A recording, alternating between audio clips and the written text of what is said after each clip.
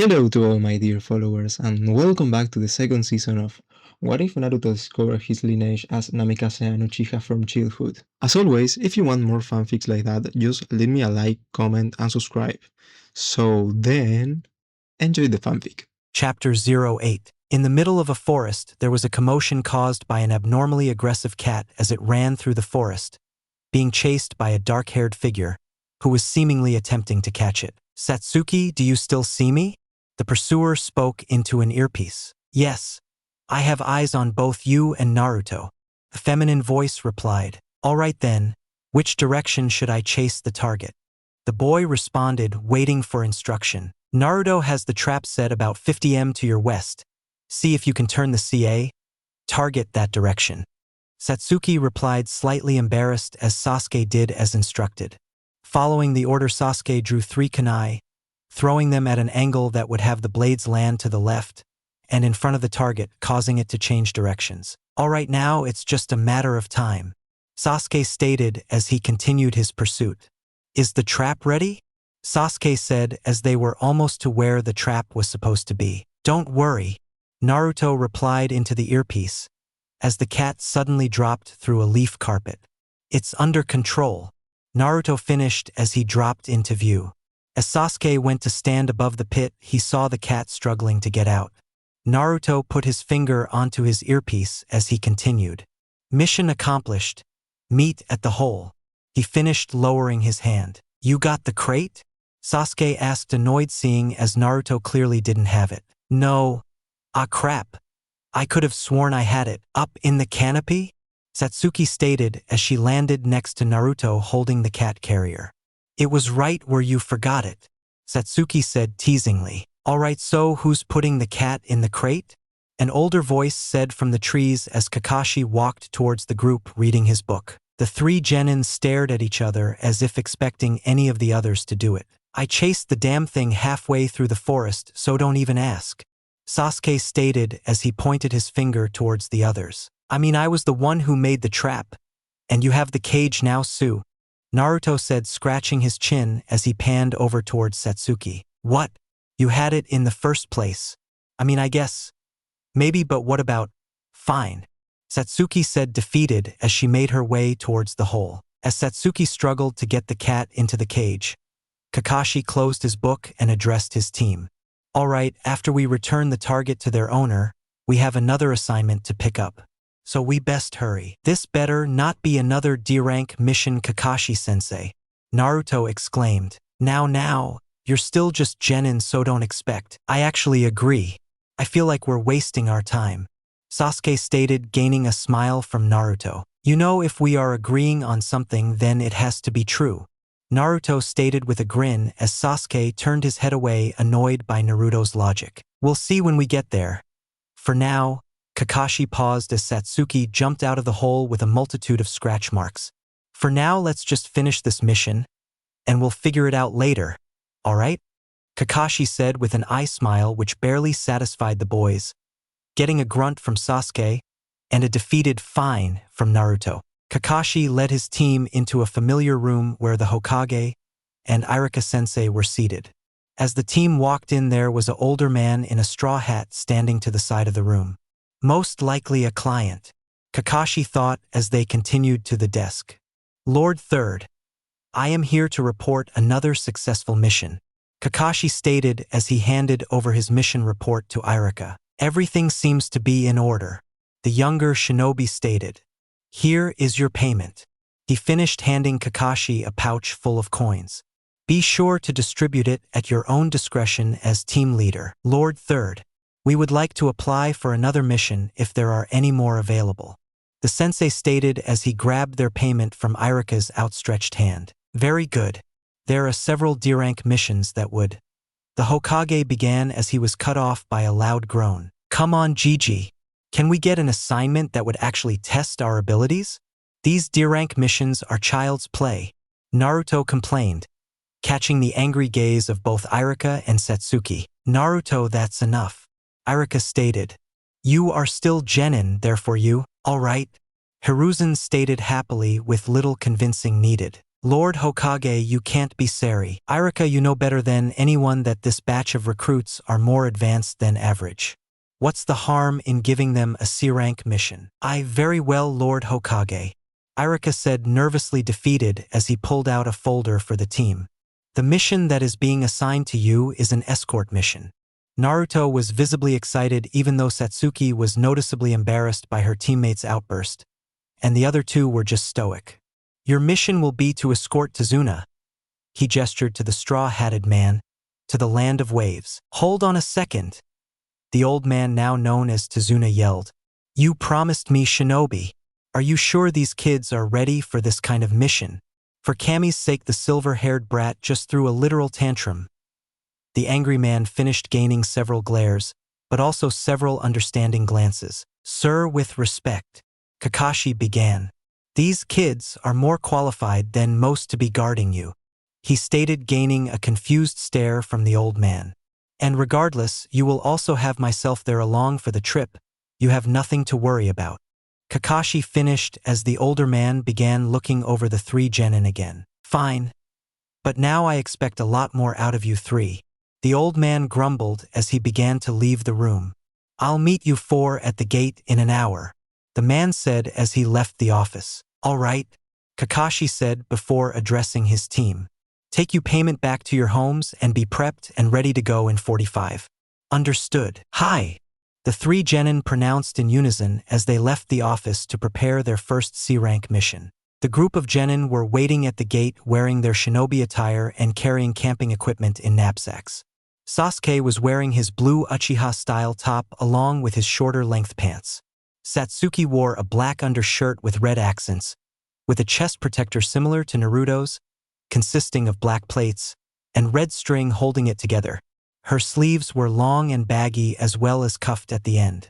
On her left arm she wore what looked to be a bow arm guard, along with a black glove with a plate on the back of her hand, indicating she held the bow in her left hand.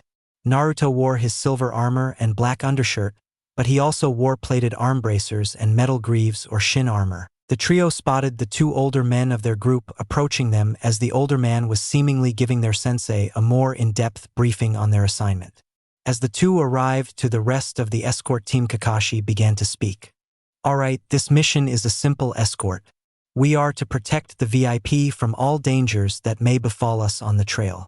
Any questions? A moment of silence was all Kakashi needed to continue. All right then, let's get going. Hi! The group walked through the land of fire with minimal discussion as the shinobi formed a diamond around their mark. While Kakashi stood to the rear of the older man quietly conversating with him while Naruto and Sasuke were on his flanks, and Satsuki was taking point. So what makes you want to request a shinobi escort to get you back to your home? Kakashi asked, prodding the old man for some more information. Are you kidding? These roads are full of bandits. I'm out of my prime. I can't fend them off on my own, the man said as the group continued their trek. You make a good point, Kakashi granted as he continued. Why is it you were in Konoha to begin with? You didn't seem to be a merchant. At least you don't have any more wares if you were. The man hesitated for a moment as he began again. I originally came to the Leaf to get superior tools to what is already available in the Land of Waves. Then realized that on the way back I was going to need an escort.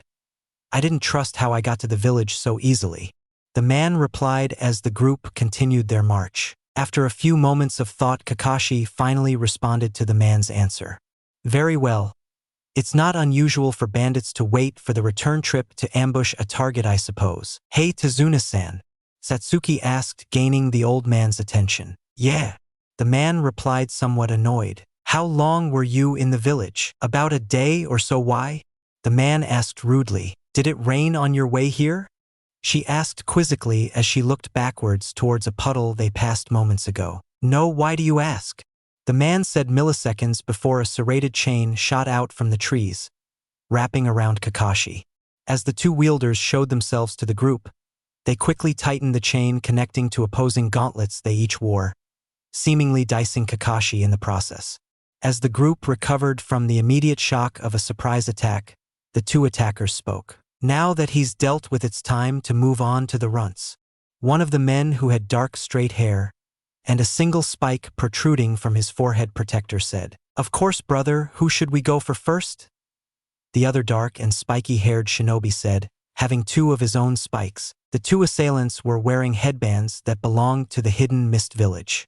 On their arms was a metallic gauntlet that were clawed and connecting their chain between the two of them. On one's headband there were two prongs on either end, while the other had a single spike in the middle. They wore black cloaks and a camouflage pattern undershirt. "What the hell?" Tsunade yelled as the two assassins stood before the group.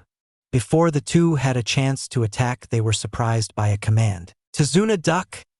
a feminine voice shouted, followed by a very startled old man complying quickly. As soon as he was low enough to the ground, an arrow whizzed centimeters above his head, burying itself into a tree, taking the chain with it. "What the? Sasuke, Naruto, you know what to do!" Satsuki shouted as the attackers were cut off. Without hesitation, Sasuke threw a multitude of kunai at the pair, forcing them to dodge in their handicapped state. Whilst they were busy with that, Naruto ran through Sasuke's covering assault to deal with the pair. Before Naruto could reach the two, the double-pronged attacker yelled to his partner, "Detach the chain, we have to change plans." Following the order, the other brother pressed a button that freed him from Satsuki's arrow and his chon. When the chains detached from the users, a smirk grew on Naruto's face. "Sasuke, focus on the single-spiked guy. I got the other one," he announced as Sasuke grimaced behind him. "Fine, whatever. Satsuki, protect Tsunade," Sasuke said in a bored tone as Satsuki stood in front of their client, sending arrows at either opponent when she got an opening. "Raitun! Paralysis shock!" Naruto exclaimed as he whipped through a few hand signs, followed by drawing out a kunai that was now electrically charged. The attacker, currently preoccupied with a barrage of arrows, didn't even see the kunai coming as Naruto threw it at his thigh. When the dagger stuck into the man, a large shot of electricity shot through his body, causing him to crumple to the ground. "Gozu!" the other assailant screamed, following the incapacitation of his brother. During this moment of hesitation, Sasuke capitalized on the weakness, striking at several of the man's pressure points, shutting down the entire left side of his body, gauntlet arm included. "No, no, no, no. This can't be hap." The helpless cry was cut off by a chop to the back of his head. Standing behind the now defeated man was Kakashi. "Well, that was quick," the silver-haired jonin stated as he hoisted the man over his shoulder and began carrying him over to the tree that their chains were in, motioning for Naruto to do the same. "You were alive?" the confused old man exclaimed, reacting as if he had just seen a ghost. "Of course he was. Did you not see the pile of logs behind those fools?" Sasuke stated plainly while pointing towards the very logs. He used a jutsu which allowed him to substitute himself with another surrounding object.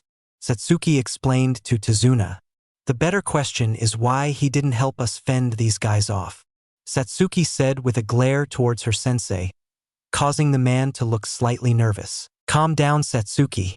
I just wanted to see how you guys would have reacted to the ambush.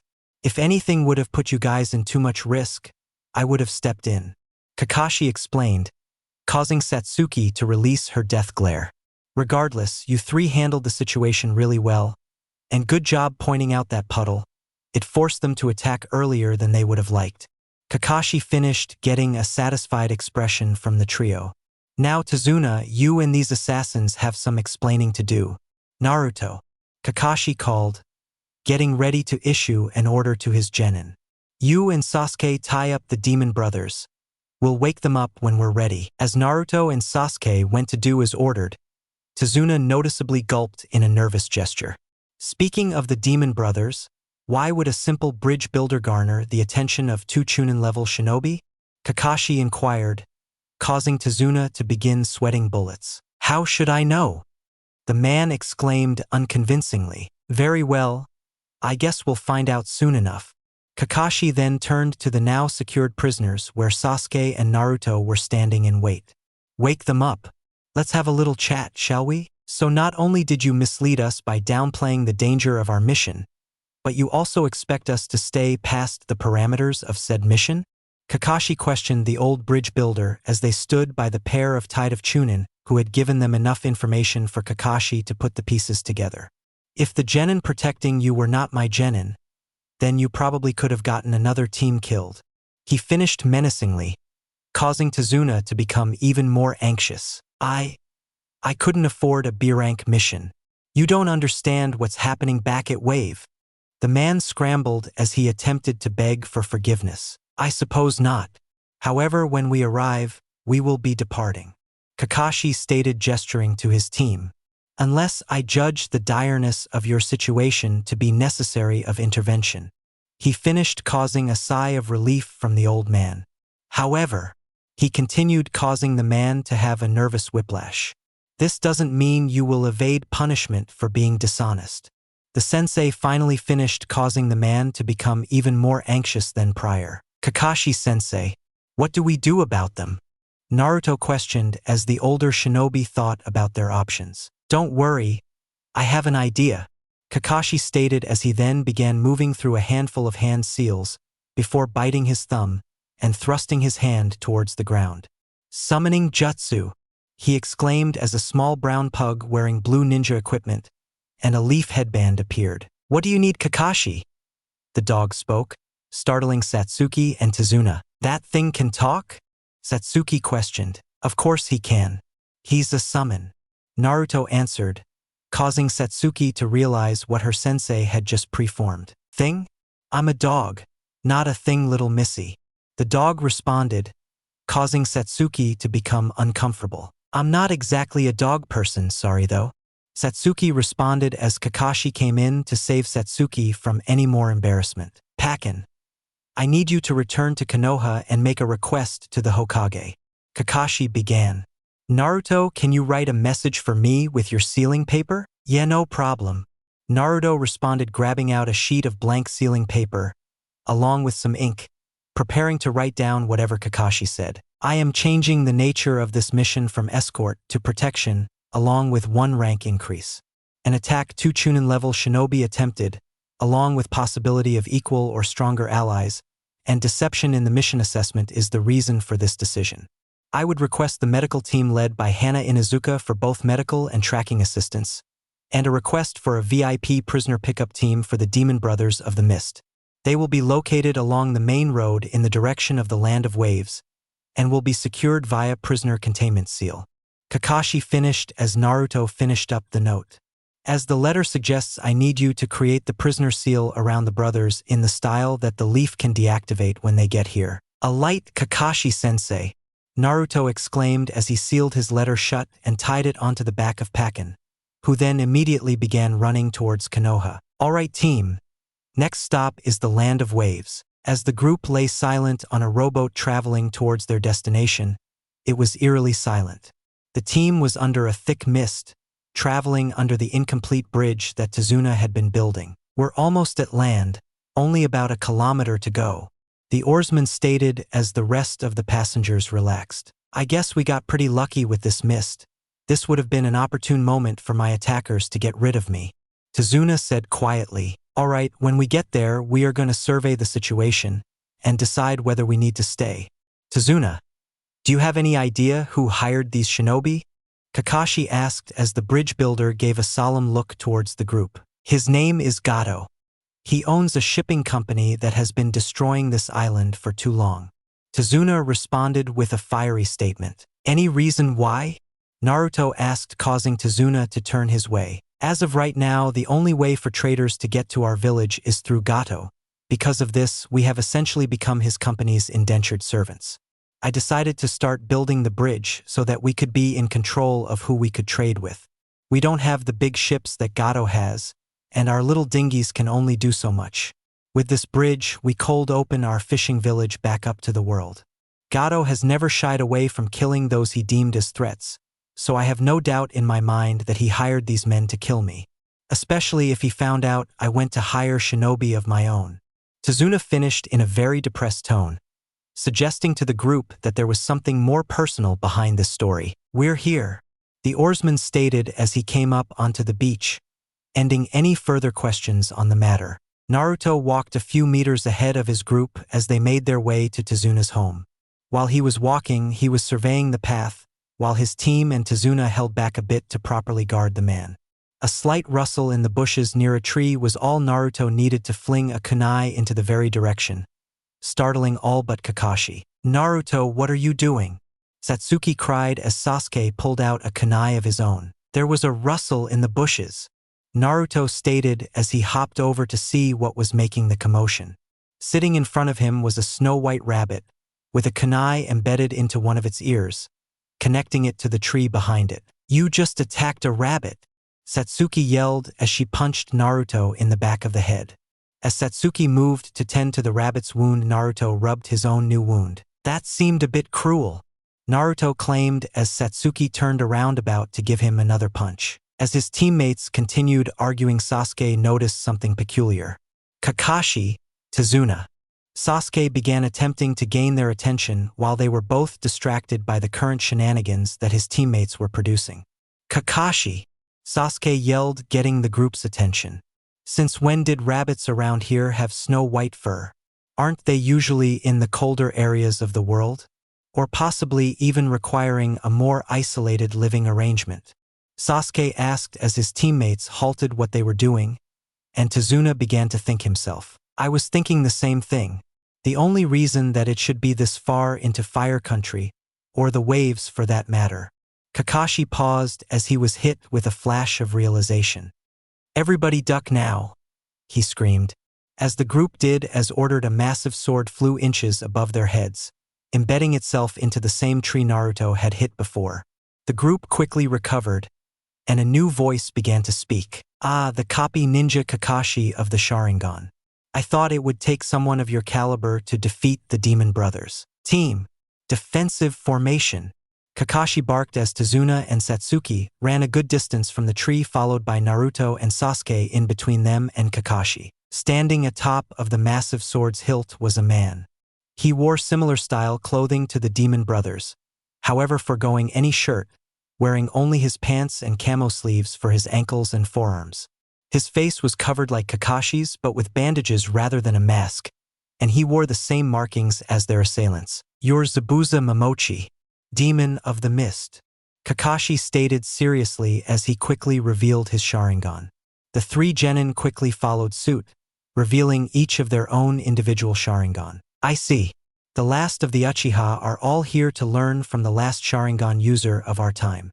Zabuza continued in an almost taunting manner as he jumped off the blade and pulled it out with minimal effort. "What a shame I have to end the last hope of the Uchiha." "Kakashi-sensei, you said his name was Zabuza, correct?" Sasuke asked. "Correct. Naruto, you're better at childish taunting than I am. Do you want to tell him, or should I?"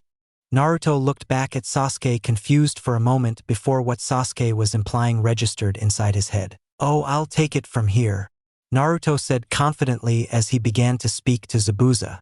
"Zabuza, was it?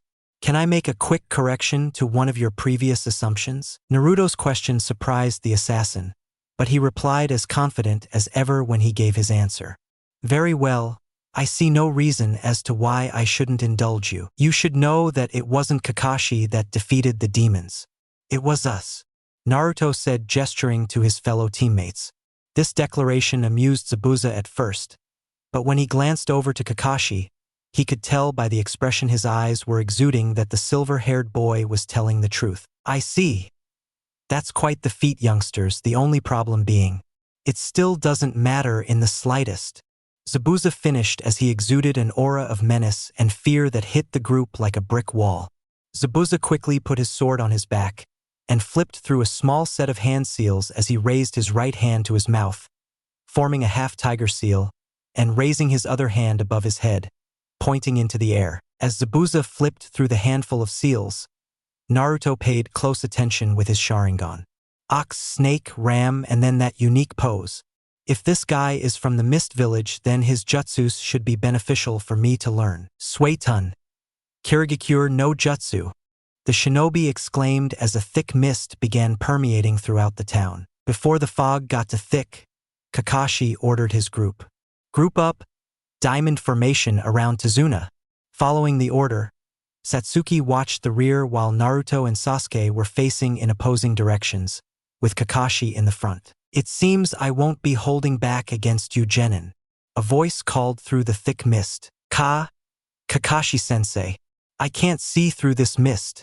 Satsuki exclaimed as her eyes darted quickly around the mist, trying to scan the area for their foe. What can we do? She cried in anguish as her legs shook in terror. This is too much, Sasuke said quietly as Kakashi took his eyes of Satsuki to meet Sasuke's. I can't. Sasuke began to point his trembling kunai at himself. That's enough, Naruto yelled at the two shakily. We can't let this guy get in our head, he said, trying to sound reassuring, only to give of a nervous tone.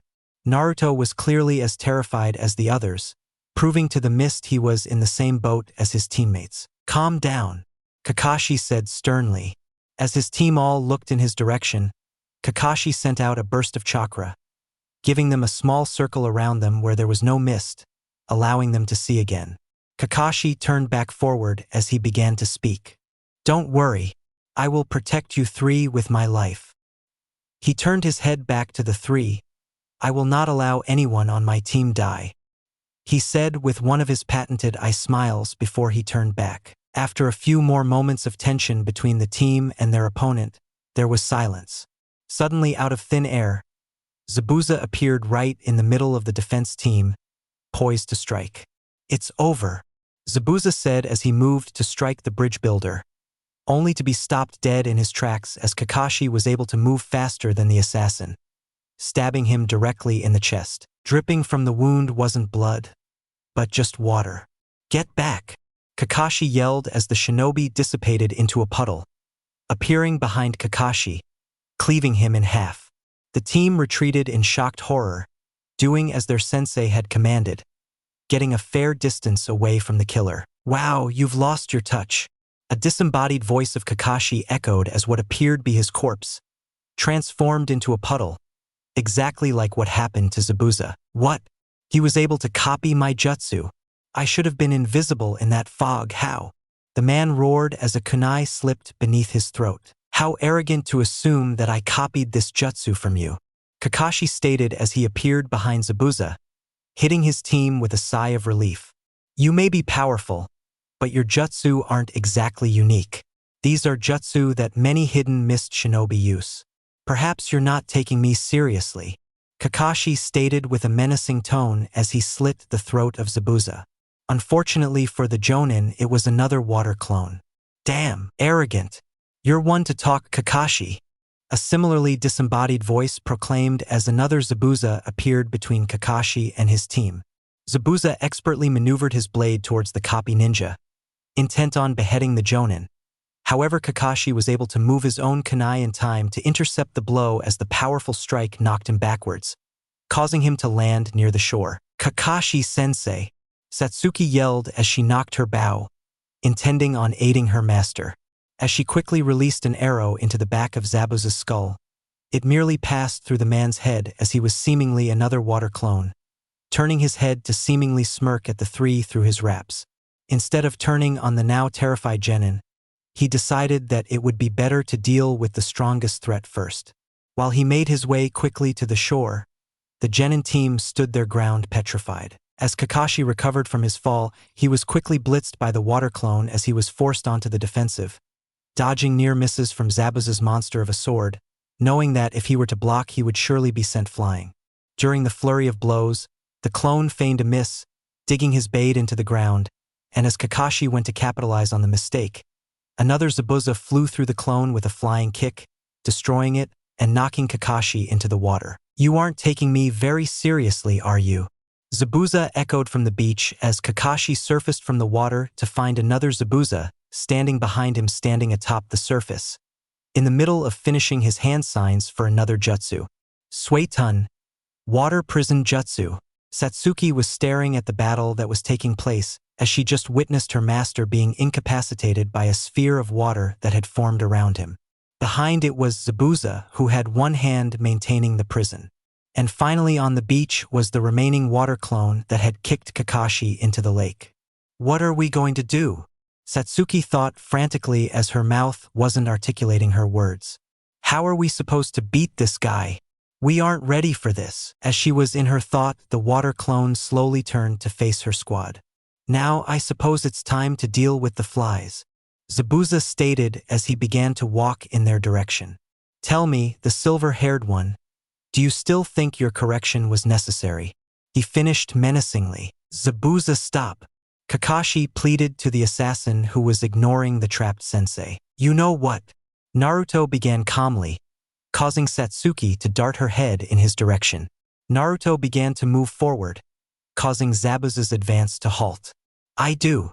He finished with a smirk. Kage Bunshin no Jutsu. Naruto yelled as several dozen clones appeared and charged the singular water clone. During the commotion of Zabuza dispatching the clones, Naruto approached the two remaining teammates and began formulating a plan. Following a basic but effective idea, Naruto turned to Satsuki and threw in a slight curveball. Alright, and if that doesn't work, Satsuki, I need you to fire an arrow with this wrapped around it at the hand Zabuza is using to hold Kakashi. Naruto finished as he handed Satsuki a seal paper that had a seal on it that she didn't recognize. What is it? Satsuki asked concerned, thinking that this was an experimental seal that the group shouldn't rely on. Her fears were confirmed when Naruto answered her. It's something new I've been working on. It's nowhere near complete, but it should work for this scenario, was all the explanation Satsuki got from the boy, who quickly transformed into a large retractable shuriken, having Sasuke put him in his bag. This plan is never going to work, Satsuki. We should be focused on Zabuza's clone, Sasuke stated as he reluctantly put the bag back on his back. It's the best chance we have, we can't take him on our own, Satsuki stated nervously as she looked at Sasuke, showing him the terror in her eyes. This shook the normally stoic Sasuke. Fine, but if this doesn't work then… Sasuke stopped as Zabuza stood holding the last clone by its neck, crushing its windpipe, causing it to disperse. Standing before him was what appeared to be the same three genin from before, only slightly less terrified. While I am impressed by the amount of clones you can produce, they are still far too weak to be able to face off against me, Zabuza taunted as the real last clone Naruto took more steps forward. Now! He shouted as Sasuke and Satsuki began their onslaught of kunai and arrows, while the clone charged Zabuza with a similar retractable kunai to the one Sasuke had been given. As Sasuke continued his running barrage, he caught up with Naruto pulling his own shuriken from his bag. Zabuza's clone, anticipating an attack, readied himself for the blows, but they didn't come as both genin launched their shuriken in the direction of his real body. How cute, he stated as he quickly close-lined both boys, sending them into the dirt right below him hard, causing the real clone to disperse. What?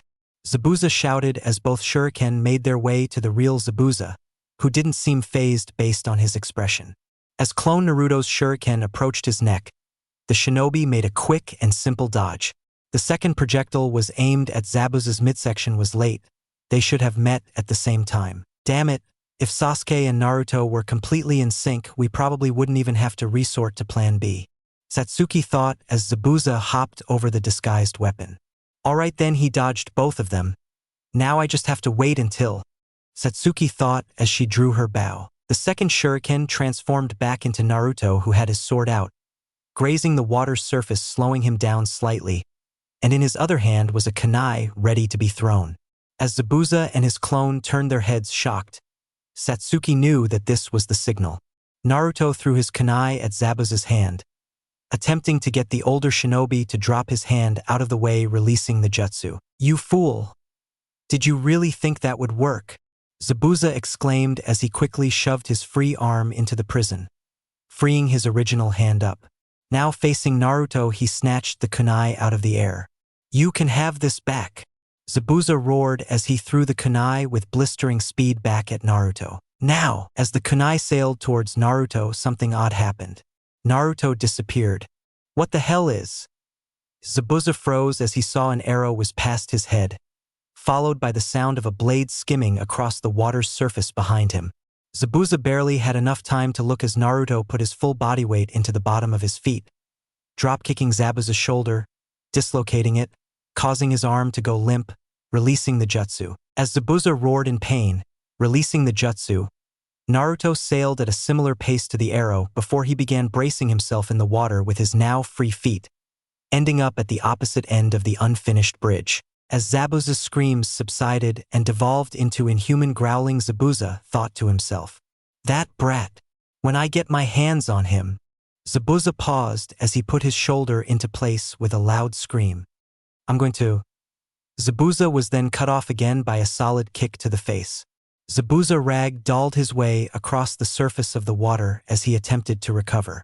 When he finally did, he was standing face to face with a now free Kakashi, who had his water clone in a headlock. He also noticed that the silver-haired brat was making his way back to his target. "So," Kakashi said as he drove a kunai into the chest of the clone, "it seems that we both underestimated those genin, no?" Kakashi said with a playful tone that infuriated Zabuza. "Now let's finish this, shall we?" He finished in his more menacing voice. "After I deal with you, I'm going to tear those brats to pieces." Zabuza stated in a mirrored calm, menacing tone after he calmed himself down. The Jonin stood in a face-off as a battle was about to commence. Both shinobi, after several moments of calm, quickly began to form their hand seals.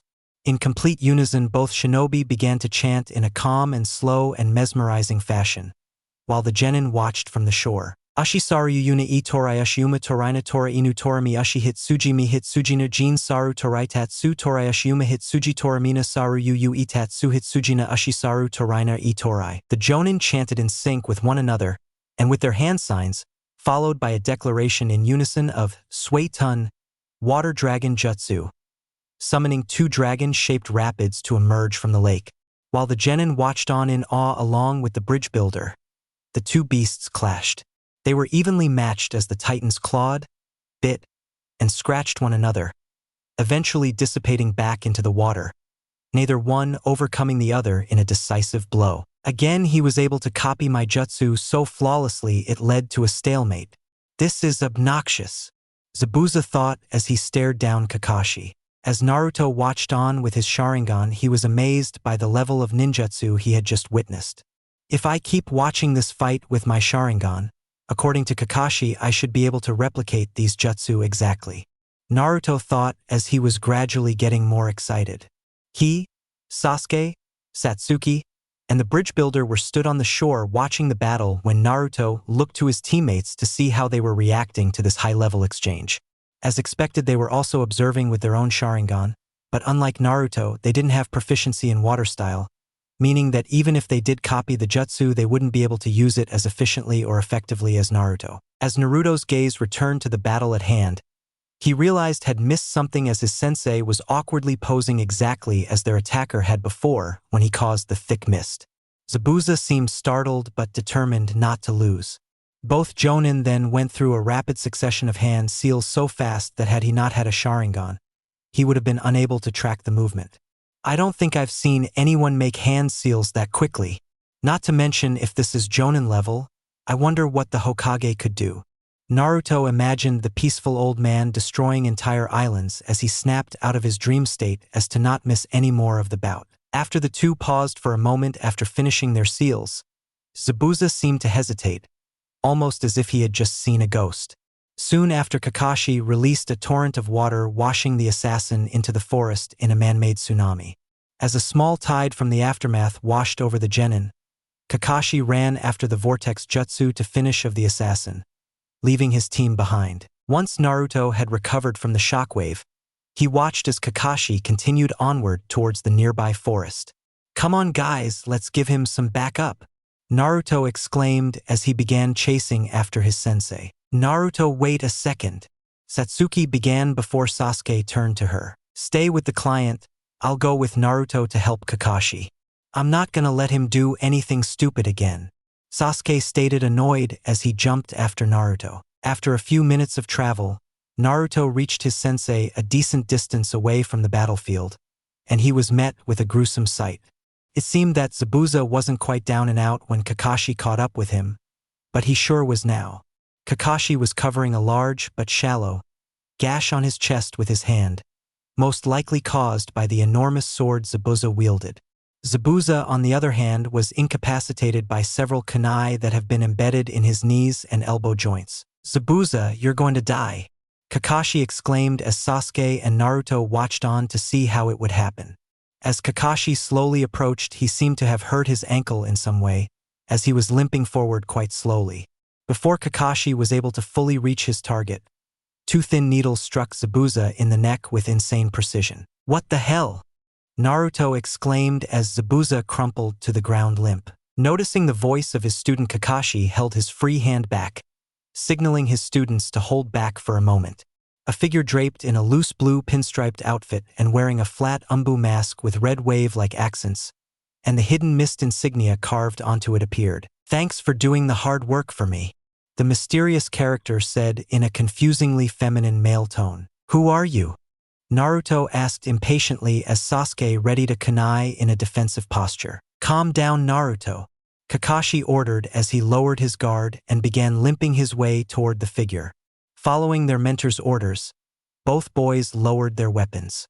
"This is a tracking nin from the Mist Village, probably here to eliminate Zabuza," Kakashi explained before returning his attention to the tracker and Zabuza. "May I?"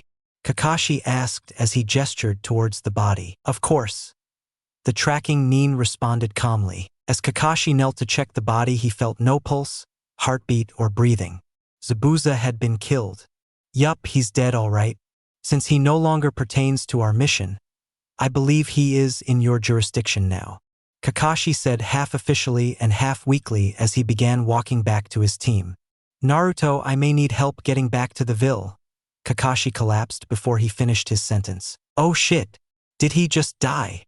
Naruto panicked as he rushed to his sensei and began checking for a pulse. "No, he's used to much chakra, and with that wound on his chest, and by the looks of it, that sprained leg, he didn't have enough chakra to stand upright for the time being.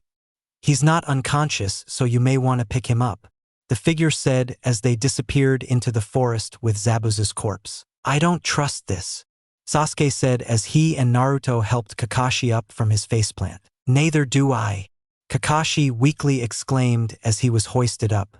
"I'll explain when we get to the bridge builder's place, but for now, let's just get moving." The two genin grabbed both of Kakashi's arms as they began to make their way back to the village, having defeated the assassin. Chapter 09. Knock knock knock. "Tsunami. I'm home. Please hurry, there's an emergency," Tsunade yelled as he frantically burst through the door, heading directly for a room that was seemingly empty, frantically opening the door. "All right kids, bring him in here.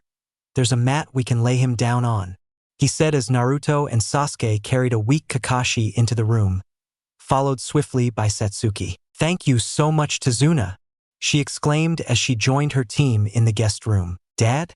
What's going on?" a feminine voice called from upstairs. The sound of footsteps could be heard as a middle-aged woman with long straight black hair appeared from the second floor. Noticing the commotion in the guest room, she began making her way there. "Perfect. I need you to help me stabilize this man. He's been badly wounded. He's one of the shinobi I hired to help us fend off Gato," Tsunade said as he joined his daughter in the guest room. Kakashi lay on a mat in the center of the room as Naruto and Sasuke were removing his damaged gear, while Satsuki was attempting to bandage the enormous gash on his chest. "All right, I'll take care of this. Tsunade, take the others outside while I do what I can," Tsunami said as she then turned towards the three genin, who finished their rudimentary bandage job and began fumbling around. "What do you need from us?" an anxious Naruto requested as the woman turned to face them, followed by his teammates looking to the direction of the three. "I need you to relax," Tsunami said firmly. "That goes for you too." She turned to her father, who was in the midst of calming himself down. "Who has the most medical experience?" she questioned as Satsuki raised her hand. "I've taken some basic medical courses, so I'm our team's default medic. However, we have a medical team en route here. They should arrive by tomorrow," the kunoichi reported as Tsunami gave her a firm nod of approval. "All right, you stay here with me and help me properly tend to his major wound, while you too," she turned to the boys who were awaiting instruction. "I need you to secure the area." "No problem," Sasuke said, slightly monotonal but with an abnormal amount of determination. "Naruto, I'll check outside, you secure the second floor," Sasuke ordered as he sprinted toward the door. "Got it," Naruto exclaimed as he did the same towards the stairs. When the two boys were gone, Tsunami and Satsuki began tending to Kakashi's wounds. The next night, as Kakashi awoke in an unfamiliar location, he instinctively shot up from what appeared to be a bedding mat. Kakashi quickly realized his mistake when a shot of pain echoed through his body, causing him to ease himself back onto the mat. I guess I passed out after all, but on the bright side, at least I can lie down and rela. Kakashi is awake!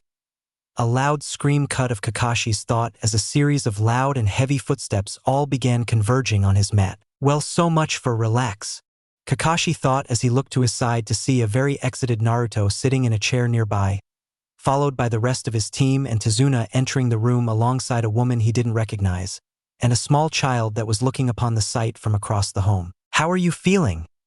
the woman asked. "I'm still alive, so that's good," Kakashi said somewhat nonchalantly as to not worry anybody. "I presume you were the one who helped me out with this wound, considering the only one who knows how to bandage in my team is Satsuki. And even then, she doesn't know much about medicinal herbs."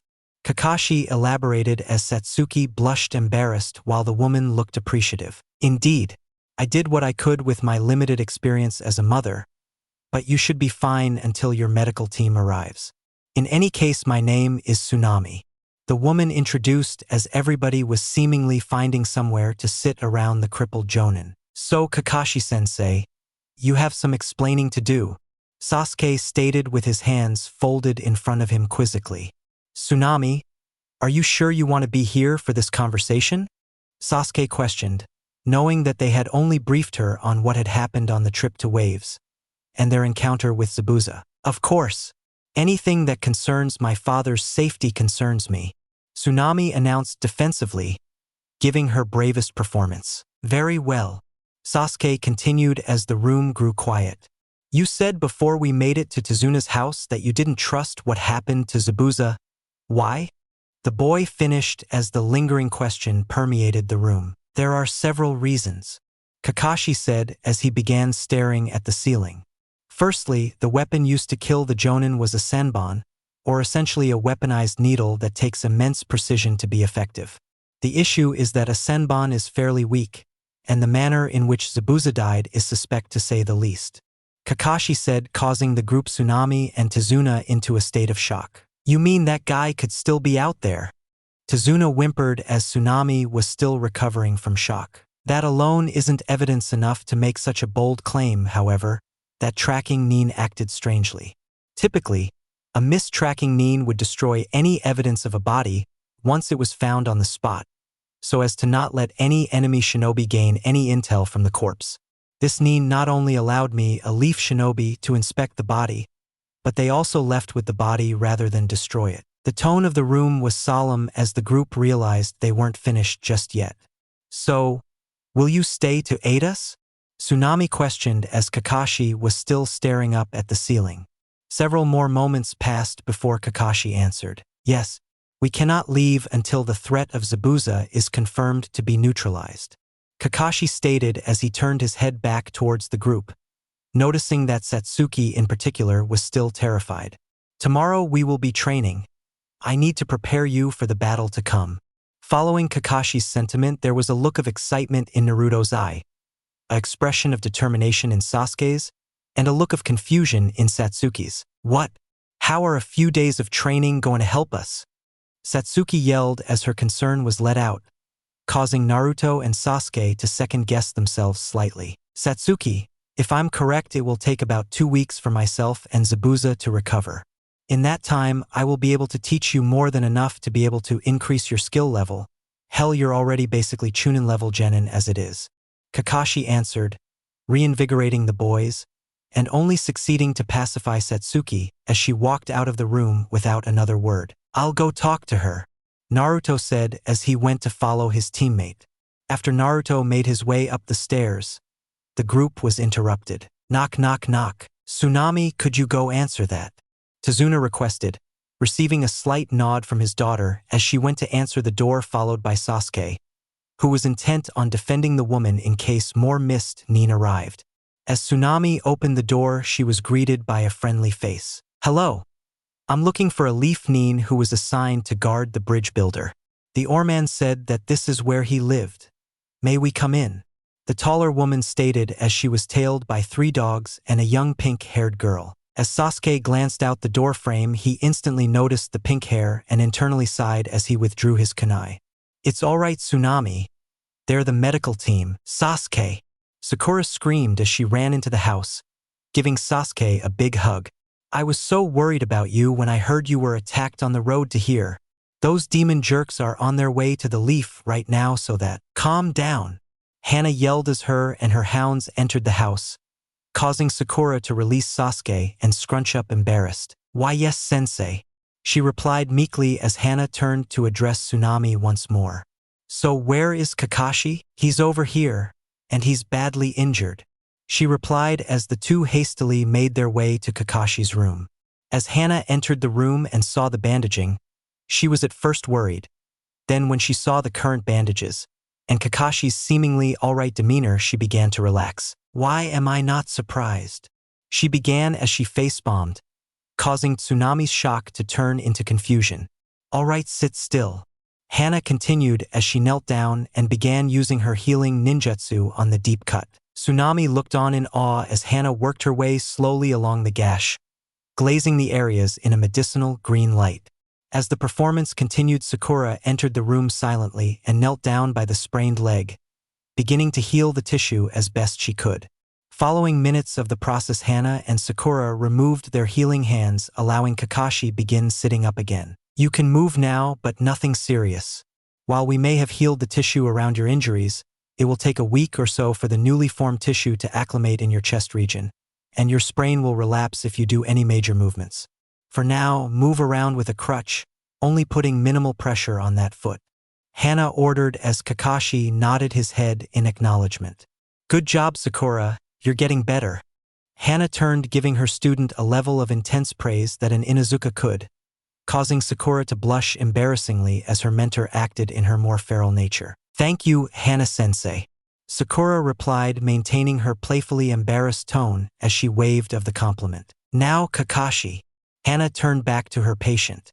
"Fill me in on what's gone down so far. We need a plan." Naruto walked up the stairs of the house where Satsuki had gone in hopes of finding his distraught teammate. As he rounded the corner, he saw her hop out of a window, seemingly headed for the roof. Naruto began to make his way to the window, determined. "What's wrong with her? She's never usually this down. She's too strong for that. What happened?" Naruto thought as he hopped into the window, then making his way onto the roof. When Naruto landed onto the sloped platform, he saw Satsuki hugging her legs as she sat overlooking the moonlit water, seemingly reflecting. "Go away, Naruto. I'm not in the mood." She tried to sound intimidating but coming off more distraught. "Satsuki, what's wrong?" Naruto asked as he began to make his way over to his teammate, taking a seat next to her, allowing his legs to dangle off the side of the roof. Silence was the only response he got as the minutes passed by. "Is this because of what happened with Zabu?" "Of course it is." Satsuki snapped at him angrily, regaining her composure quickly. "It should be obvious that this is because of him. We were utterly outmatched by that guy. All we managed to do was distract him enough to set Kakashi free so he could deal with him. Even then, if we weren't there, Kakashi would have died." Satsuki continued as she grabbed her knees tighter. "How can we trust our sensei to protect us if he can't even protect himself?" She finished as a tear rolled down her face. "Satsuki, that's not entirely true," Naruto stated as Satsuki looked up at him with a glare. "If you remember right, you were the one who made the first move against the Demon Brothers, and you were the one who saved Kakashi from Zabuza. If it weren't for you being there, then my original plan would have failed," Naruto exclaimed, hoping to get Satsuki to understand. "Naruto, in the moment that Zabuza created the mist, I panicked. My Sharingan was useless, my range was gone, and I was terrified. It doesn't matter if you were scared, we all were, and we all pushed through it to save Kakashi. That still doesn't change the fact that we aren't strong enough," Satsuki yelled as Naruto just sat there. "Does that mean we should just give up?" Naruto said solemnly, causing Satsuki to stutter in her response. "Well, yes. No, I don't know." She finished, confused as her tears began to stream down her face. "I don't know, Satsuki. Look at me, Naruto said firmly as he gripped Satsuki by the shoulders, turning to loom her directly in the eyes. There is no way that I would let anything happen to you or Sasuke. Naruto paused for a moment as Satsuki's eyes looked back at his, seemingly in a state of need, like she didn't believe him.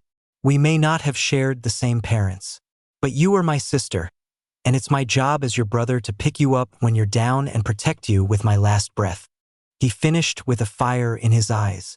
I know Sasuke isn't very good with words like this, but I know deep down he feels the exact same way I do, and I know that you feel the same way about us, Naruto asserted as Satsuki sat there shocked and in tears. Without any warning, Satsuki brought Naruto into a hug, letting out all of her tears. I'm scared I won't be strong enough to protect you guys. The cried into his shoulder as Naruto comforted her. I know, I feel the same way. Satsuki once again looked up in shock. But that doesn't mean I won't stop trying, he said as a tear rolled down his own face. As the two sat for a moment, eventually breaking their hug, they both sat looking out upon the village, the unfinished bridge, and now calm water. A few moments passed when Sasuke appeared on the roof to inform the two about the good news about the medical team and their sensei's recovery, taking a seat next to Satsuki, as the three siblings gazed upon the calm night. So, Naruto, would you like to tell us what was in that seal yesterday? Sasuke questioned as the three Team 7 genin were following Kakashi and Hana through the forest accompanied by Sakura. Seal? Sakura pondered as the Naruto was put on the spot. Oh, that. It was just something I've been working on, Naruto replied nervously, not satisfying Sasuke or Satsuki. At least tell us what it does, Satsuki urged. If we know, then we can start using it more effectively as a team. Well, that's not entirely true, Naruto responded embarrassed. We were fairly lucky that it worked out like it was supposed to, for the most part. Are you telling me that your plan was based on luck? Sasuke pressured, causing Naruto to explain further. Well, the problem is that the jutsu works, yes, but it's just my ability that was the problem. You see, the technique uses that seal to transport the user, me, to the seal. Depending on how the formula is written, the user should be able to appear at these locations precisely how they intend to. However, since I'm still working on the seal's formula, it's not as attuned to me or my chakra yet, meaning that the transportation is a little odd, Naruto explained as his teammates continued to listen. You see, when I used it against Zabuza, the plan was to use my sword to slice of his hand, but I teleported to low, forcing me to use the momentum to break his shoulder. I also teleported a fair distance away from the arrow, telling me that my control of the technique is still lacking. As of right now, it also is a very draining technique, Naruto finished as his teammates eyed him with skepticism. So, what's this technique called? Satsuki asked, hoping to get a name for this mysterious jutsu. It's the flying Raijin, Kakashi supplemented, startling the three, Naruto especially, as they continued through the forest. How did you? Naruto was cut off again. Because I've seen it before, and I'm not surprised you in particular are the one using it, Kakashi stated, this time gaining the suspicion of Hana and her subordinate. Oh? And why would that be? Hana inquired as Sakura stared at Naruto confused. Not my place to tell you, Hokage's orders, Kakashi responded as Naruto had a mental sigh of relief. Oh, I think I get it now, Hana said, startling the boy. If my theory is correct. Look at that, we're here, Kakashi interrupted calmly as they arrived at a clearing. Let's talk about this later. First, let's start the training exercise, yeah? I suppose, a playful Hana said as Kakashi had his own mental sigh of relief. All right, how many of you guys know how to tree climb? Kakashi asked as all four of the genin's hands shot up. And how about water walking? Kakashi asked, followed by his team raising their hands, without Sakura. I'm sure I could. I just haven't tried, Sakura replied rather confidently, which Hana saw and proudly smiled down at her apprentice. All right then, since your chakra control is at a decent level, I suppose it's time to teach you guys about the copying aspect of the Sharingan, while Hana and Sakura focus on water walking, Kakashi explained as he turned his head to see Hana and Sakura staring back at him confused. What? So then what am I going to do? Naruto responded nervously, giving his teacher an escape from Sakura, but not the flurry of questions he will certainly get from Hana. Kakashi quickly adapted to the save Naruto had gifted him as he continued. Since Sasuke and Satsuki were able to copy the ninjutsu used during yesterday's battle, and you have a water nature, it seems only fitting that I help you guys master these jutsu, along with a few others that could help you in this fight. Kakashi finished, seemingly fooling the girl, but not his fellow jonin. Alright, before we begin, I want you four to run to the house and back for a small warm-up before we begin. As the four genin groaned and began their run back to the house, Kakashi was left alone with Hana in the middle of the forest. Before you start, he's their son, isn't he? Hana questioned as Kakashi stood disappointed in himself. Yes, but if he's their kid then, yes. Kakashi responded firmly as Hana backed down slightly. Yes, he is, but Sakura doesn't know that part, and none of them know about the fox, so I would appreciate it if you didn't make my mistake, Kakashi replied, causing Hana to go through a roller coaster of emotions, eventually ending up on understanding, I only bought us a few moments so. You do know that if any other Inuzuka ever found out about this, then he would be in a lot more trouble. I'd say you got lucky. Hana responded in a teasing manner, confusing Kakashi. Don't worry, his secret is safe with me. Now shape up before those brats get back. Hana ordered as Kakashi looked back at her thankfully, before returning to his normal posture. After a few more minutes of waiting, the four genin arrived back at their position, ready to begin their training. With a recovering Kakashi and a satisfied Hana. The house was bustling as the shinobi were helping Tsunade's family with dinner preparations. Sakura, Satsuki, and Naruto were helping Tsunade with the food, making sure everything was delicious and filling, while Sasuke and Hana helped Tsunade and the quiet Inari set the table. Kakashi was resting at his mat, as to not derail his recovery. You're a surprisingly good cook, Naruto, Sakura stated as Naruto expertly seasoned the noodles. Thanks, Sakura. I picked it up a few years ago when I was hitting a roadblock in my training. As it turns out, a lot of the disciplines in cooking can help training in some ways. But I'm not nearly as good as Satsuki, Naruto stated as he gestured to Satsuki, who was stirring a broth in a pot nearby. It's a shame you have such potential, only to eat takeout ramen every night. Satsuki teased as Sakura and Tsunade joined in laughing at him. But you still make some of the best tea in the village, that's for certain, Satsuki said as she gestured to the teapot that had begun to whistle. I don't know about that, Naruto said as he got a little nervous taking the pot off the flame. I learned most of my recipes from. Naruto paused as Satsuki realized she had touched on a touchy subject. Anyways, Sakura, how is the rice coming along?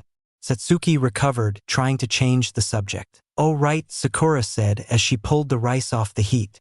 It just finished, and based on how everyone else's looks, it seems we're all finishing up too, Sakura stated as Tsunade pulled the cooked fish and beef tips off the heat as well. Sasuke, the food is ready, Satsuki hollered as the rest of their group sat at their chairs, aside from Hana who walked towards the kitchen. Thanks for making some extra meat for my boys, she said as she looked behind her, seeing her dogs drooling out of the opened window.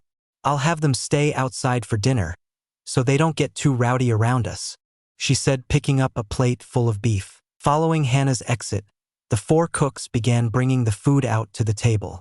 Satsuki and Naruto both made a Team 7-style ramen bowl, while Sakura and Tsunade provided the main entree. As Hana walked back inside to see the gorgeous-looking food, she was noticeably drooling like one of her dogs. The group of 9 sat around the table as Naruto poured his tea for the group before they began digging into the dinner. This is incredible, Hana exclaimed as he began to cave into her instinctual desires, tearing through her plate. I must say that was rather good, you guys, Kakashi stated as his plate was already empty. How did you? Naruto looked at Kakashi's plate, then back to his, which was only about halfway gone. I didn't even see him take off his mask, let alone eat all of that food, Naruto thought as everyone continued their meal. As Tsunade took a sip of Naruto's tea, he was shocked with how delicious it was. Naruto, how did you make this? What's the recipe? I have to know. Sorry, I can't tell you, Naruto said apologetically. It's my grandfather's recipe, so I can't go around telling everyone, right? He said, giving the group a loud chuckle which devolved significantly, causing the room to want Tsunade to get off the subject. Oh, fine. Tsunade deflated as he took another drink of his tea, making him even more sad. So how is our training going, Kakashi? Tsunami asked, receiving a mixed answer from the Jonin. Well, while Naruto has been able to grasp the new techniques near flawlessly, his teammates aren't as lucky as him, Kakashi said without any surprise or disappointment radiating from the other two team members. This confused Tsunami, seeing as usually people that young would be distraught or jealous. How should I explain this? Kakashi wondered as Tsunami waited for an explanation. While they know how to do the techniques, they aren't able to use them to their fullest because of their chakra natures. As Kakashi began explaining the basics of chakra nature to the civilians, Inari was fixated on Sasuke and Naruto. Both boys had minor bandages and scrape marks from their training, and this made the boy feel nauseous. Why? He muttered as nobody seemed to hear him. Why do you even bother? He stated angrily as the rest of the table focused their attention onto the boy. You guys keep saying that you're getting stronger and doing all these cool things, but you don't understand. You've never lived in a civilian village. You don't know what it's like to suffer. You've lived in a comfy village for most of your life. The last comment really got to the two boys as their moods quickly switched from jovial to intense. Inari, that's Inu. Tsunami attempted to step in but was cut off by her son. You guys are just hired thugs here to beat up stronger hired thugs. You could never understand what it's like. The weak always lose to the strong, and Gato has an army and shinobi. You're going to lose. Inari finished as the table fell silent. Speak for yourself, brat. Sasuke began as he stared back at Inari with a menacing glare, causing the boy to recoil. Unlike you, I've witnessed death on a massive scale, so don't tell me I don't understand. You may think you know loss. You may think you know us, but you don't know shit. Sasuke finished as he swiftly left the building. Inari, you're a coward. Naruto stated in a similar yet softer manner. Naruto, that's too far. Sakura yelled, ignoring Sasuke's outburst, as Satsuki motioned for her to stop, silencing the girl. If you don't want to do anything about Gato, then fine, but don't try and spread your parasitic doubts onto the rest of us. Naruto finished, standing up to follow Sasuke, causing Sakura and Inari to stare at him in shock. Satsuki silently stood up and began walking toward the door after Sasuke and Naruto. I'll go talk to them. Satsuki mimicked weakly, but apologetically, as the she walked out after the two. The rest of the table was left silent. Sakura, let's go finish our food by the boys. Keep them some company.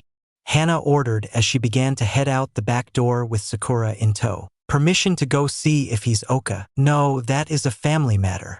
Hana responded calmly as they went outside. Inari simply ran up the stairs towards his room, leaving a trail of silent tears behind him, along with Tsunami, Tizuna, and Kakashi. Inari sat on the dock outside silently after his argument with Sasuke.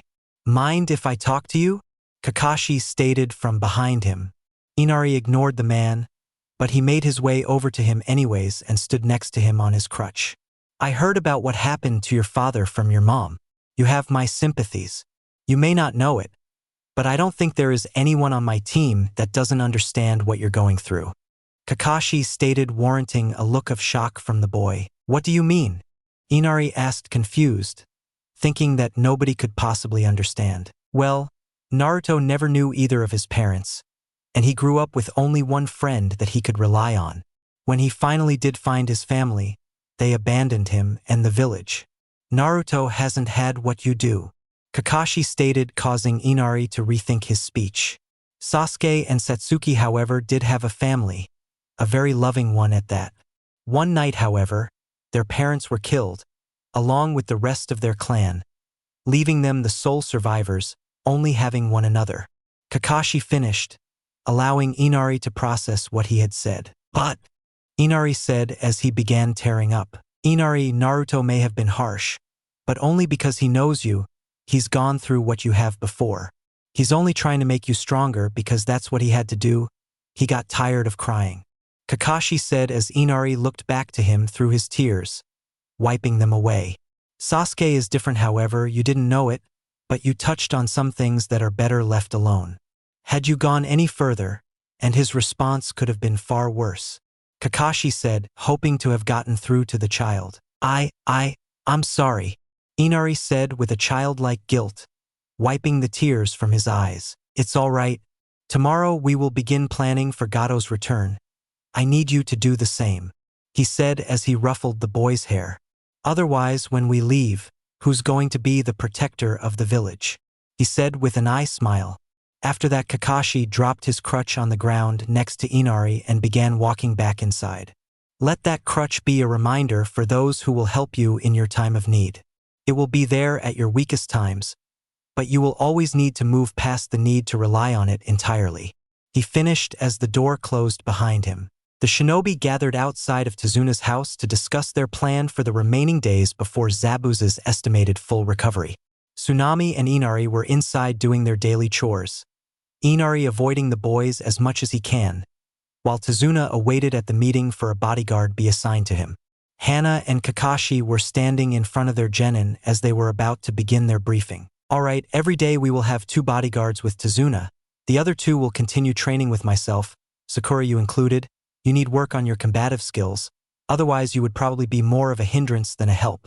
Kakashi began as Hana nodded in agreement. I will be gone during the days scouting the area for any possible hideouts of Zabuza's, or any locations where Gato may be operating from. Sakura, treat Kakashi like you would treat me. His word is law until I return with intel. Hana continued off of Kakashi's orders. I may not come back to the house every night, but this is normal. If I am not back by the day before Zabuza's estimated recovery, then you can worry.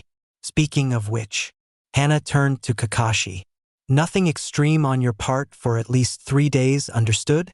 She stated teasingly as Kakashi nervously nodded in embarrassment. Are there any questions? Kakashi asked as Naruto's hand shot up. Yes, Naruto, I may have an idea. Naruto responded with an interesting proposition. I could make shadow clones to accompany Hana with her tracking. If any of the clones disperse, I and all of the other clones would know. If I sent 5 clones with her every time she left, she could split her dogs with the clones, allowing her to cover more ground. Naruto finished, surprising both Jonin and Genin alike. While that's a good idea, are you sure you can maintain that many clones for a long period of time?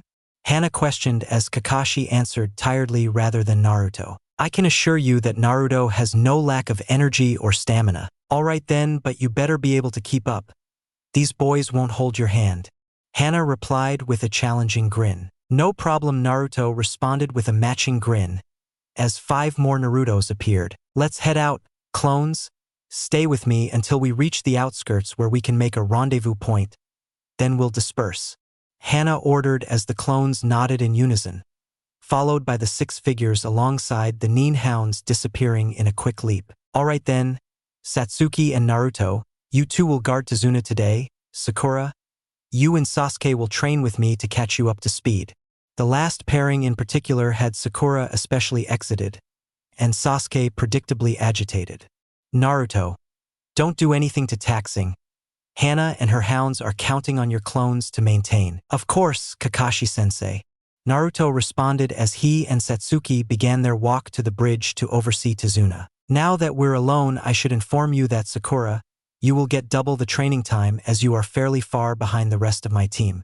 You are going to be crucial in this battle with your healing abilities, especially if they attack early, and Hana is away. Kakashi stated, giving Sakura both a shock of excitement and dread at the same time. Anyways, let's begin, shall we? Kakashi said as he grabbed something out of his pouch and handed it to Sakura. Sakura, I want you to channel some chakra into this paper. 9 days later, Naruto was sat in a clearing surrounded by various calming flowers and herbs meditating. Today Sakura was doing some one-on-one training with Kakashi since he was finally allowed to move around at an acceptable pace. He told Naruto to relax for the day and focus on maintaining his clones. Hana had returned yesterday with no substantial discoveries, allowing Naruto a night to regain some of his lost chakra. Naruto decided to look for a tranquil area so he could meditate for a while and relax. It's been a while, brat. A familiar voice cut through the empty space, causing Naruto to lose concentration in his breathing. Oh, it's you. What makes you so interested in talking all of a sudden? Naruto thought, seeing as the last time the two had a long conversation was on that fateful night. Any other communication had been quick, simple, and rare. Well, that's pretty rude. I just wanted to check up on you, the QB stated in an imitated voice of concern. I wanted to talk to you about something important. What is it? Naruto thought, accepting the QB's request. Does it have anything to do with my mission? Not inherently, but possibly, the QB stated, which just drove Naruto's curiosity. Well then, I suppose I should let you explain. Do you trust me? The QB questioned, hoping for the answer he wanted. Well, you've been honest up until this point, so I suppose I do. Good. Then there are a few things we need to discuss, such as the reason you can't properly use fire style yet is one thing, but more importantly, we need to come back to what happened a few years ago. I don't want to talk about. I'm sorry, the QB stated quickly and quietly, as if he were a child finally admitting guilt after a long time. What? I'm sorry. This was unexpected. That's IT? That took a lot of time for me to admit, and that's IT. What do you want me to say? I forgave you a long time ago. What? The QB stated plainly, as if he had heard something both unexpected and infuriating at the same time. It's been a long time, and honestly, while you weren't in the right, and I certainly won't forget about it anytime soon, I decided that it was better for the both of us if I forgave you. Of course, leave it to the brat to ruin a perfectly well thought out apology. The QB grumbled. Just because I've forgiven you, it doesn't mean that you have free reign. You still have a lot to do before I'm willing completely get over your actions. As of right now, I can tolerate you, but nothing more. Very well. I suppose I do deserve some punishment. I'd say so. Alright, I guess on to other problems. I sorta expected that to take longer. Your fire style hasn't awakened because we don't have a strong enough bond. Well, I see that. But the question is, how do we initiate a bond? Well, you're able to use fire style a little bit because of the carried over bond we shared during your younger years. As of now, the bond has diminished. Alright then, what's your name? My what? Your name. You've never told me it, you only said that only those you trust know it. A name is essential to form any kind of bond with anything. And you presume that you've… shit. I guess it is time that I told you, the QB admitted embarrassingly. My real name is Kurama. You cannot tell any other living soul, or this bond will be diminished. Well, that seems a little ridiculous considering everything you've done to diminish it. Regardless, I feel like this, along with our confessions, have already strengthened this bond as is. That's a very good point. Regardless, you should get back to meditating, brat. You've got a long… Someone's coming. Kurama stopped mid-sentence, ending his conversation with Naruto, warning him of the incoming person. Naruto snapped his eyes open as he scanned the area for this mysterious person, spotting a brown-haired woman with a basket full of flowers approaching him. She was wearing a pink kimono and heading towards him with a concerned expression on her face. What are you doing out here all alone? Who are you? The woman asked as she approached Naruto. My name is Naruto, and I've just been meditating. This place is perfect for it. Naruto began as his tone shifted to a more positive one. It is really beautiful here. I'm just looking around for some medicinal herbs. Could you help me? The woman requested sweetly as Naruto nodded. The two searched for the herbs, allowing Naruto to begin asking questions. So, who are these herbs for? It for someone or some shop. Someone special to me is injured, and I need to collect these herbs to continue their healing. The woman replied as she continued picking herbs. What's that on your forehead? It's a symbol that proves I'm a ninja. Naruto replied, amused. A ninja, huh? You must be really impressive. She replied as she paused from her searching. Not yet, but I intend to become strong enough to achieve it. Naruto replied eagerly as the woman returned to her search, smiling. Do you have anyone precious to you? She asked, causing Naruto's cautionary attitude to return slightly. Of course I do, why do you ask? Naruto questioned as he dropped another herb into the basket. So, you must understand that to protect someone important to you is to truly gain power. the woman stated in a strangely philosophical manner. Naruto had a flashback to his conversation with Satsuki as he felt his need to respond. I know more than you think. It's good to know there are others out there who understand. Naruto replied as the woman finished filling her basket. It's how I continue. The woman began. The person most precious to me has a dream, and if protecting him achieves that dream, then our dreams are one in the same. The woman finished as she stood up to leave. Thank you for your help, Shinobi. I should be heading back now. Both people bowed to one another before the woman departed. As she was leaving, Naruto stopped her to say one more thing. By the way, tell Zabuza to get back on his feet. I can't wait to see him again. The woman stopped as hearing that name caused a shock to disperse throughout her body. How did? Because based on our previous interaction, you and that hunter Nin look exactly alike, aside from the fact that you're no longer hiding your voice. Naruto explained as the woman turned around. May I at least have the courtesy of knowing your name? He asked, expecting the woman to attack him. My name is Haku, and we will meet again soon, Naruto. It is unfortunate it is as enemies, but hold on. Naruto stopped as he felt one of his clones had dispersed, giving him a helpful bit of information. It may be possible that we do not have to fight. I doubt that we have orders to kill that builder, and you to protect him. Haku said coldly. I have information that Gato plans on betraying you. Naruto said seriously as Haku looked on puzzled. If that's the case, then doesn't that make your contract disappear? Perhaps. But how would you know that? I had a shadow clone that was searching the immediate area that discovered Gato's base of operations. If this intel is correct, then, if Zabuza wishes for me to attack, I will do so.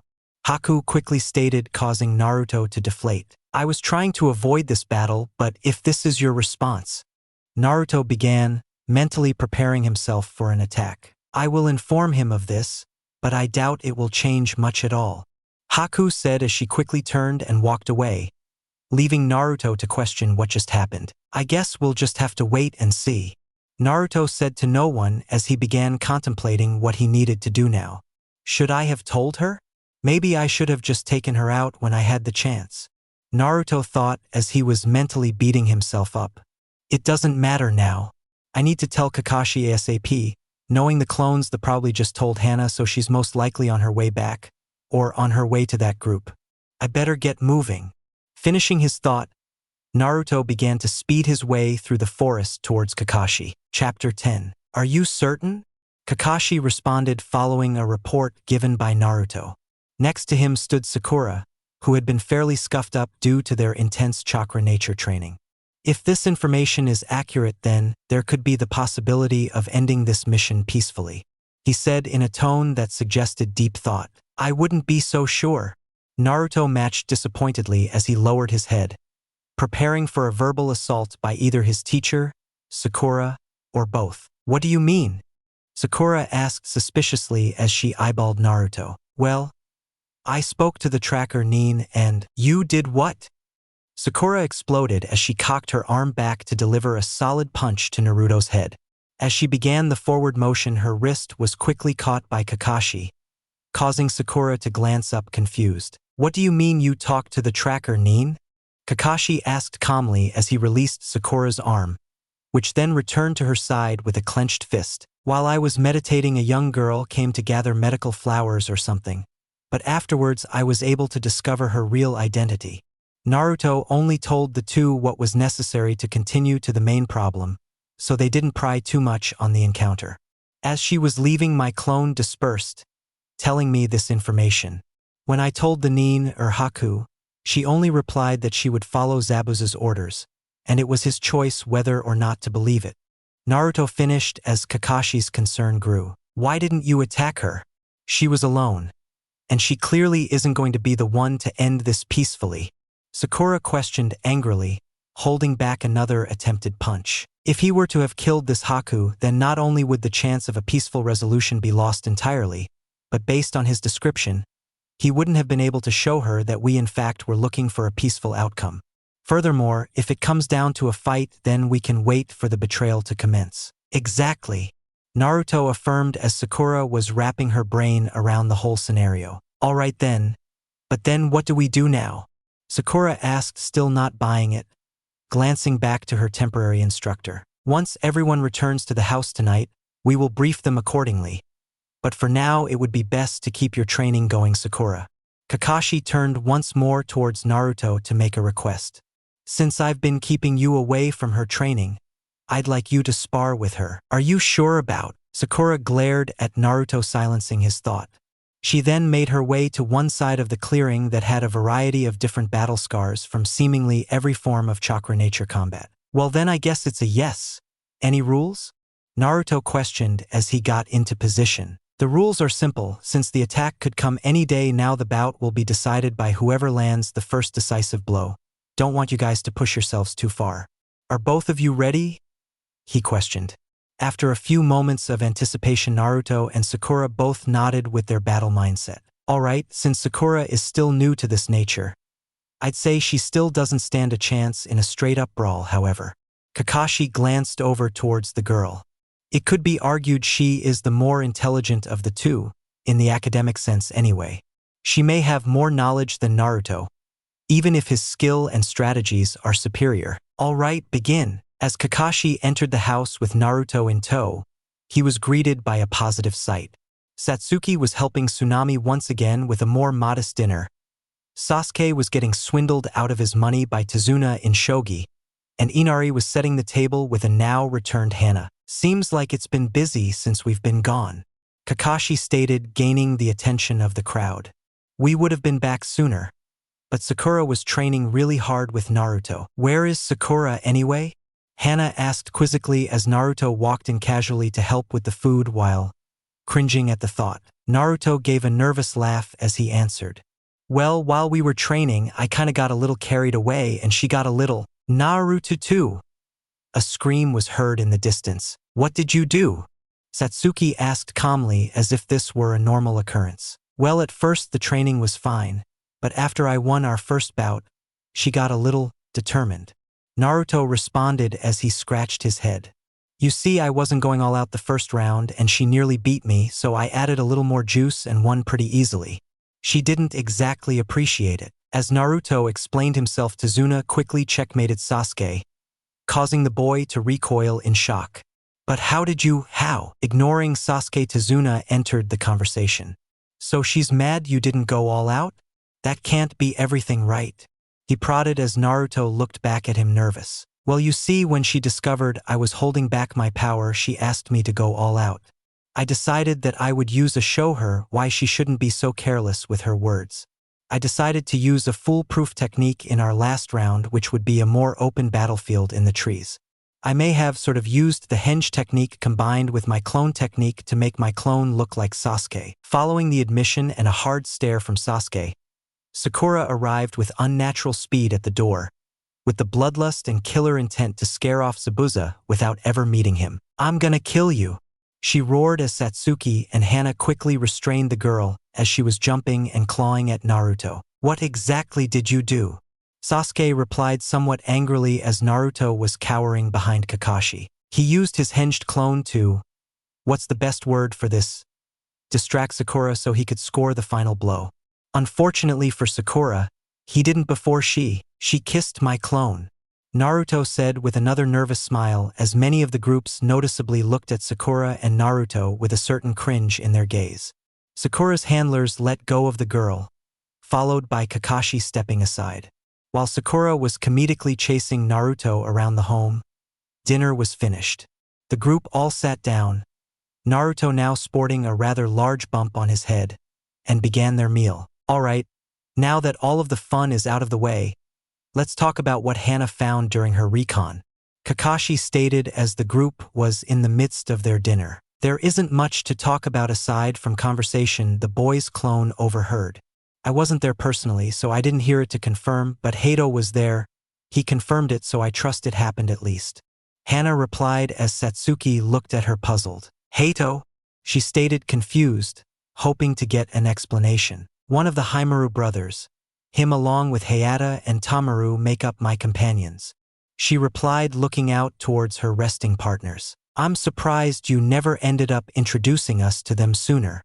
Satsuki replied with a smile as she began to return to her meal. Sorry about that, Hana stated forgetfully as she returned to the task at hand. Anyways, if the information is correct, then that means we could really end this without any more bloodshed. She finished, gaining a stoic look from Kakashi. Unfortunately, based on Naruto's encounter with the tracker Nin, I highly doubt that there won't be any sort of confrontation.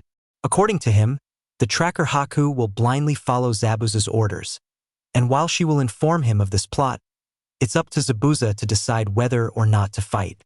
Following Kakashi's explanation, several faces around the table were in deep thought. Others were deeply saddened, and Naruto was still eating, happy as could be. How could you be so okay with this? I thought you wanted to avoid the battle too, Sakura questioned as Naruto halted his meal. Naruto simply smiled and replied somewhat nervously, frankly, I can't wait for the battle. This revelation shocked all but Kakashi and the rest of his team. Naruto returned back to his normal self as he continued. We have 6 trained shinobi, 3 ninken, and a home field advantage on that bridge. Not to mention that it is extremely likely that if the tides begin to turn against those two, and we manage to incapacitate one of them, Gato will spring into action and show Zabuza the truth, Naruto said as he then finished his last bite of food. I can't find a fault in your logic, however. Hana stopped Naruto as she looked back to the family they were protecting.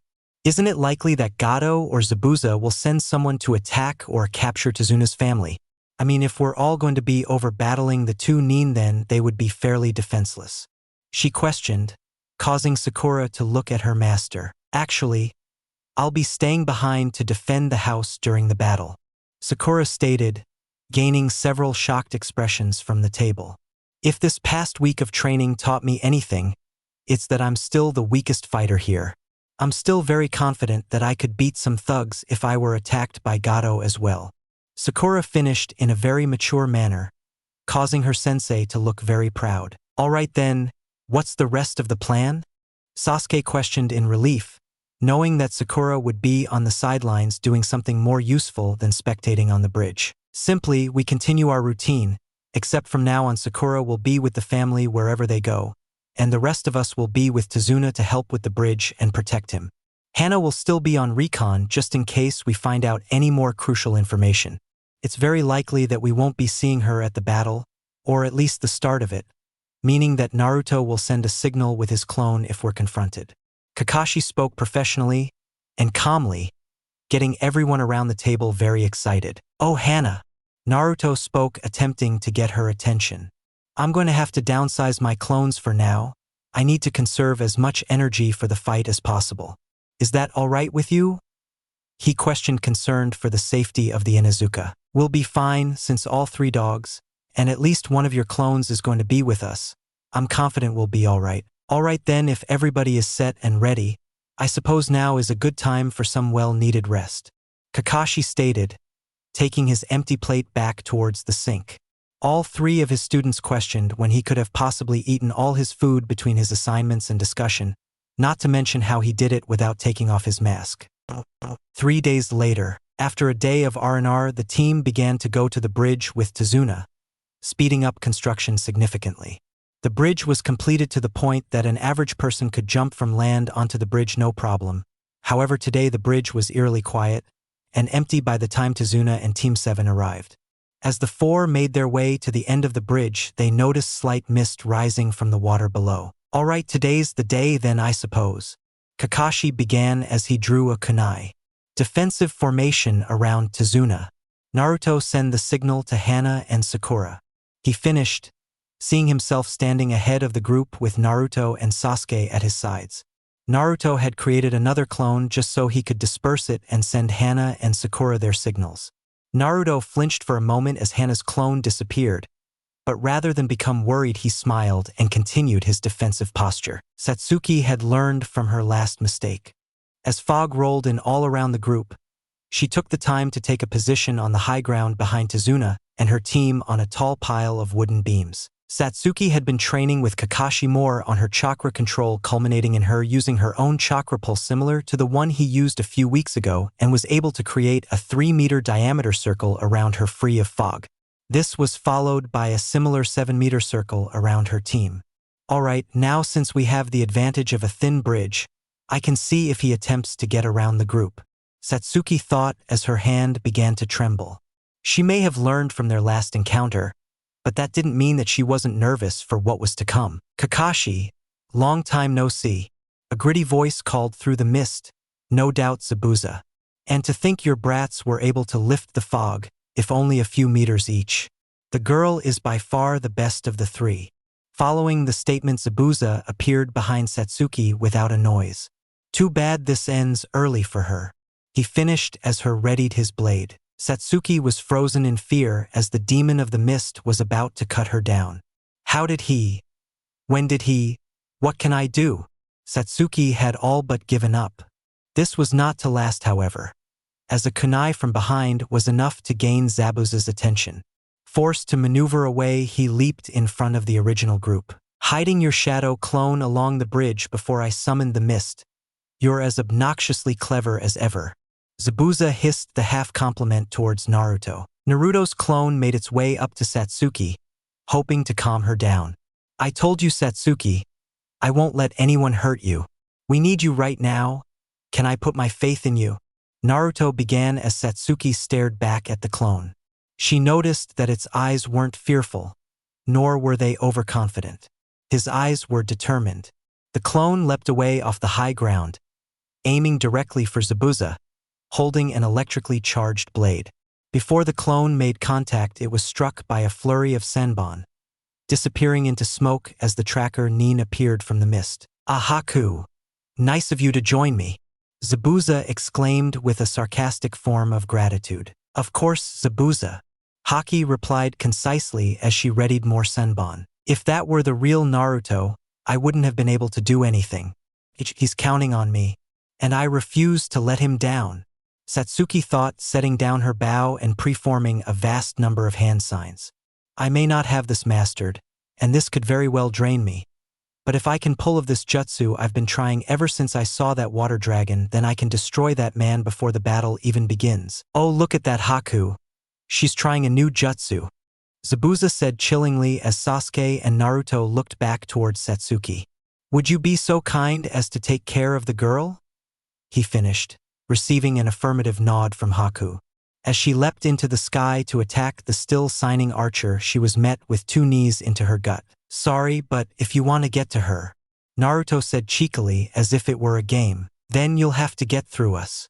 Sasuke mimicked as they landed together facing off with the tracker. I cannot allow that girl to finish that jutsu, stand aside. Oh yeah, sure, why didn't you say so?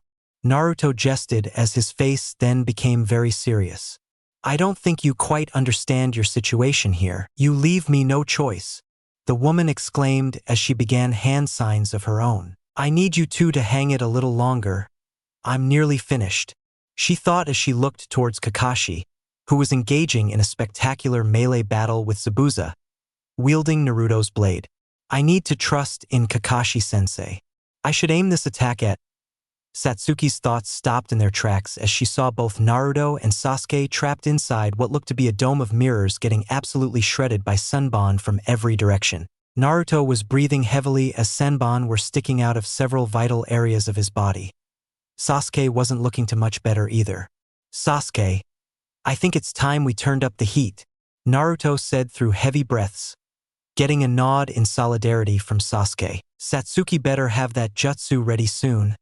I just hope it works, Sasuke stated as he activated his Sharingan. Wait, you know it?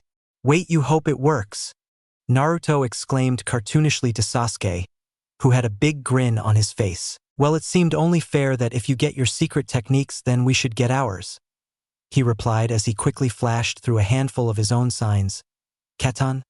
Fireball barrage, Sasuke exclaimed as he unleashed a torrent of small fireballs, while spinning around, aiming at the mirrors.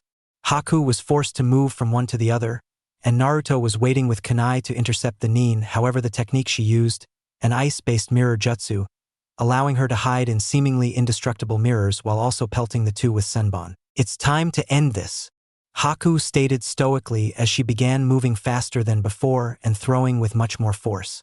After this final barrage of senbon, the two boys stood weakened, near collapse. Naruto Sasuke said, gaining the boys' attention. This jutsu is too powerful to combat from the inside. One of us needs to get out of it. I agree. But who? Naruto stated as he began blocking another volley of senbon with his kunai. I'll do another fireball barrage. And while she's distracted, you make a break for one of the gaps. Sounds like a plan. You better not go dying on me or anything after I'm gone. Don't worry about me. Just get out there and focus of protecting Sats. Sasuke was cut off by a sunbon striking him in the back of the neck, sending him toppling to the ground. The world froze as Satsuki stared at the limp body of her teammate, her brother. She was devastated, but she watched as Naruto fell to his knees, covering Sasuke with his own body, absorbing the remaining senbon. I failed. With anger in her heart, Satsuki drew back her bow with an arrow that was already engulfed in flames. The arrow was crafted different to her normal ones. The head was serrated. It was meant to hold this jutsu specifically. The shaft was made with a dark and strong metal and fletched with crimson feathers. As tears strolled down her face, she was angry, blinded by rage, and as she opened her eyes, two Tomo were now inhabiting her Sharingan. Katan. Twin Dragon Retribution. She yelled as she loosed the flaming arrow. The arrow itself maintained its course as engulfing flames split into two spiraling dragons, headed directly for the ice prison. Kakashi and Zabuza were so shocked by the raw output of chakra that their battle froze as they watched the dragons glide towards the mirrors. Haku herself felt an emotion she hadn't in a long time: fear. Naruto could watch as he began fading from consciousness, but took his remaining energy to capitalize on Haku's distraction and carry Sasuke out of the mirrors. The dragons struck the ice prison with the force of an exploding sun, the flames burning and melting the mirrors. The arrow itself stuck itself into Haku's shoulder, and the dragons followed suit, engulfing the girl in flames. After several moments of a continuous inferno, the smoke subsided. Haku was left on one knee, covered in burns, but also in ice. She had barely enough time to protect herself with enough ice to keep her alive. Haku subsequently fell to the ground panting as her shattered mask fell onto the bridge. Satsuki had used too much of her chakra and promptly fell back onto the beams. I can't do any more. It's up to you guys now, she thought as she angled her head towards the battle, hoping that they could defeat the now weakened Haku. Her eyes only saw terror, however, as she was fixated on Naruto, who was engulfed in his own flames. Now, with his own double Tomo, he was radiating a dark and crimson chakra. As Zabuza watched in horror while the silver-haired brat began exuding a powerful aura, he looked back at Haku, who was at the boy's mercy. Haku, get out of there! He shouted as he attempted to charge the boy, only to be met with Kakashi blocking his path. Out of my way! Zabuza roared as he batted Kakashi aside, shattering the blade in the process. Zabuza swung his blade with a massive adrenaline boost, intending on cleaving Naruto down the middle, starting at his head. He was shocked, however, when the boy quickly spun around, catching his blade. Zabuza was no stranger to these situations with normal opponents, so he quickly released one of his hands from the hilt, moving to the side of the sword, and palm striking the blade, causing it to follow its swing. As the two jumped back, Naruto was able to dodge, but not enough to go unscathed. His left eye had a massive gash over it. Had Naruto not moved back, he could have lost his eye. I don't care what kind of healing you receive. Nothing I ever cut with this blade ever goes away. No medical ninjutsu can replace the scars I leave. Zabuza postured as Naruto looked up at him and gave him a smile. Good, he replied as he charged the man in an animalistic state. Naruto's strikes were nowhere near as technical as they would normally be, but each blow was much stronger. After a flurry of strikes, Kakashi began hand seals on his own special technique. Zabuza was receiving blow after blow from this monster. By the time Naruto had stopped, he had several sprains, a broken wrist from blocking a powerful roundhouse, and several scratches from his now claw-like nails. Chidori! Kakashi exclaimed as he began charging a distracted Zabuza, with a ball of condensed lightning energy in his palm. The sound of the jutsu was enough for Zabuza to notice. However, he was in no position to dodge. As his demise drew closer, something unexpected happened. Haku had thrown herself in front of the attack. However, the attack that would have pierced her heart was thrown off course, embedding itself above Haku's shoulder and into Zabuza's. Naruto had deflected his own sensei's blow to incapacitate the demon of the mist.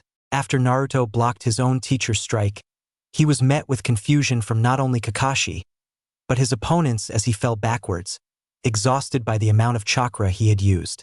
The red aura faded away with his Sharingan as he was left lying there. "Naruto, what are you?" Kakashi tried to say before he was cut off by Haku. "Why?" she exclaimed as she herself fell to her knees, followed by Zabuza stumbling back onto the railing of the bridge, dropping his blade. "If you would have died to Kakashi right there, then my plan wouldn't have worked," he said, pointing towards the end of the bridge. As the three glanced towards the end of the bridge, there was an army of goons led by a very short, bearded man. "That's Gato, what's he doing here?" Zabuza questioned angrily as he turned to face his employer. "I told you he was going to do this," Naruto said as he began standing up. "Unfortunately for him, he may have been a bit premature." "What do you mean?" "He's clearly here to simply help us finish you off," Zabuza exclaimed as he began to stand up, gripping his sword in his good arm. "Oh, Zabuza, what a waste of my time and money," Gato exclaimed, surprising Zabuza, filling him with rage. "Seeing as you've done enough damage that we can clean this up ourselves, I would say that your usefulness has come to an end," he stated as he walked forwards towards Sasuke. "You took one out, caused another to waste their own energy, and now the last two, along with the two of you, are far too exhausted to do anymore," he boasted as he struck Sasuke in the head with his cane, dislodging the senbon in his neck, allowing him to come out of his death-like state. "Haku?" Zabuza questioned, seeing the boy alive looking toward his partner. "Zabuza, it would have been far better had you eliminated the boy. Now we may have to deal with another blood-raged brat." Zabuza snapped as he nearly attacked the defenseless Kunoichi, only stopping due to the laughter of Naruto. "What's so funny, boy? Are you not aggravated that that double-crossing whelp is battering precious teammate?" Zabuza mocked, causing Naruto to answer. "Of course I'm pissed," he said through his laughter. "But there are two things making me chuckle. The fact that Haku was actively trying to avoid killing us, but considering what Gato just did, it's almost like he's trying to lose in every way possible. Is that so, boy?" Gato said as he snapped his fingers, ordering several of his men to bring a woman and 3 caged dogs into view. "Hana!" Kakashi exclaimed, only to be silenced by the confident look in Naruto's eyes. "And it just keeps getting better," Naruto said calmly with a giant fox-like grin. "Listen, if you don't want this little shinobi and her mutts to get hurt, perhaps you should leave the bridge builder and my subordinates to me so I may deal with them personally," he said with his own disgusting grin, emphasizing his point by drawing a sword out of his cane and pointing its tip beneath Hana's neck, while also stomping on Sasuke, causing him to wince in pain. Kakashi was still confused, looked behind him for a moment. "Oh, I get it," Kakashi stated Kami as he let his guard down, shocking the mist Nin. "So, what'll it be SCU?" An arrow lodged itself into the shoulder of Gato, causing him to drop his cane. Everyone turned to see Satsuki standing once more, as if good as new, and behind her, a pink-haired Kunoichi followed promptly by a mob of angry townsfolk led by Tsunade and Inari. Before Gato could react to the sight, Hana quickly incapacitated her captors with a headbutt, grabbing Gato. Sasuke, confused but adaptable with the little strength he had left, tossed his kunai at the lock, trapping the dogs. This was followed by the Ninken busting out of the weak cage they were left in, dragging Sasuke to the rest of the group, followed by a captured Gato. "So that's what you were after. You merely used us as tools to capture Gato," Zabuza claimed. "That is how it seems," Haku agreed as she rested onto the ground, defeated. "All right, if you don't want to die, I suggest you lot leave," Kakashi exclaimed as the shocked gang members looked horrified by what they saw. The group wisely abandoned their boss, choosing to flee into the forest. Following the departure of the invading gang, the group was left with 3 prisoners, the problem being what they were going to do with them. "All right, now to decide." Kakashi was cut off by Zabuza lopping the head off the capitalistic dwarf. There was a moment of silence before Zabuza began to speak. He broke the terms of our agreement. This is what he deserved. Zabuza stated without any protest. Now, can I expect the same treatment from the U? Zabuza stated, holding his blade out to Kakashi. It's clear we're beaten, and there isn't any hope left for our goal at this point. That's not true, Haku stated weakly from the ground. I can still help you achieve your... Haku lost consciousness, startling all but Zabuza. It's clear that our goal is now unattainable. Not only because of my injuries, but my most valuable tool has broken. Zabuza said coldly as he knelt down beside the girl. It's time that I ended your suffering, Haku. Zabuza said as he attempted to do just that, only to be held back by Kakashi. What are you? Kakashi punched the demon in his gut, causing the shinobi to cough blood into his wraps as he stumbled backward into Hana, who quickly swept his legs, causing him to fall onto the ground. Naruto moved to the now unconscious Haku, gesturing for Sakura. As Zabuza watched on, he saw the pink-haired girl begin to heal his most prized tool, giving him a slight hint of hope. Why he began, because we have no quarrel with you any longer, just as you none with us. Hana exclaimed happily. Lucky for you I'm the most reasonable in Izuka. Had it been my mom you probably would be coming back to the leaf in a body bag. Hana joked as she began to heal Zabuza. You are shinobi, and yet you wish to let us free. Zabuza spat as if he had been disrespected. Are we so little of a threat you feel that you can just... Who said anything about letting you go? Kakashi stated coldly. We intend to bring you back to the leaf for questioning, and then after that you're going to be faced with a choice. And if we refuse? Zabuza challenged. That would be unfortunate. If the leaf is going to help with this goal of yours, then we need to know what it is. Kakashi gave an eye smile as Zabuza had gained enough strength to stand on his own. Zabuza swiftly punched Kakashi in the gut, causing him to recoil a bit. Very well, but I do not intend to stay in the leaf for very long. He growled as he glanced over to Haku, whose eyes began to flutter open as the two oddly colored-haired children raised her from the ground. Thank you, Zabuza said softly, hoping that Kakashi didn't hear it. He did. The next morning, the group had just left the island and were traveling down the road towards Konoha. Zabuza and Haku, while handcuffed, were walking with the group without causing any trouble. Tsunade and the rest of his family had thanked the team before they had left, followed by the reveal of the bridge's new name. The Bridge of the Twin Dragons. So how do you guys like the name? Satsuki pestered as the group was on their journey. I feel like a name like the Great Naruto Bridge would have had a nice ring to it. Naruto replied, getting a smack to the back of the head by Sakura. Oh, shove it, you knucklehead. That name would be terrible, she yelled as they kept moving. For once I agree with Sakura, Sasuke said quietly as Sakura looked over at him excitedly before controlling herself. This surprised Sasuke as he had expected a flurry of compliments and hugs. He was glad that was not the case. I feel as if the name is fitting, Haku said monotone, causing the group of genin to look her way. See, she was hit with the attack itself, clearly. She has some authority here. Satsuki continued, causing Naruto to give up on his assertion. Haku, don't humor them, Zabuza stated as they continued to move. Naruto, I'm quite curious about that plan you pulled on the bridge. Care to fill me in? Sasuke asked with his normal nonchalant tone. Well, based on Haku's decision to hear me out and tell Zabuza of the potential betrayal, I figured she didn't want to kill us any more than we wanted to kill them. When I thought you died, I nearly lost myself and gave up on the plan.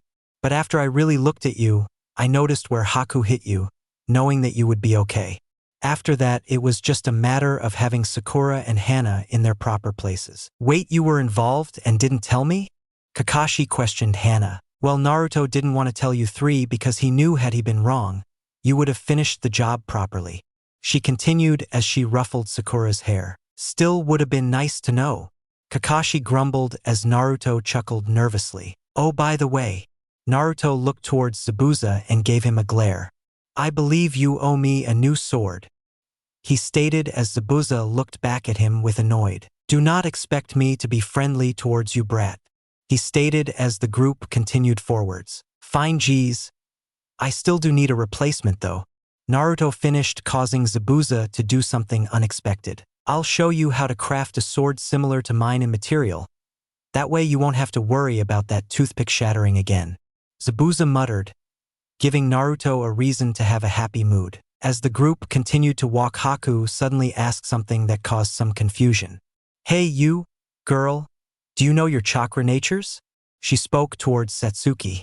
This sudden change in conversation sparked an interest within the group, so Satsuki obliged. Well, I've only been able to use fire unless it was a nature I had copied, she said, embarrassed as the group continued. Why do you ask? Kakashi added as the group continued. Haku has a good sense for certain attributes.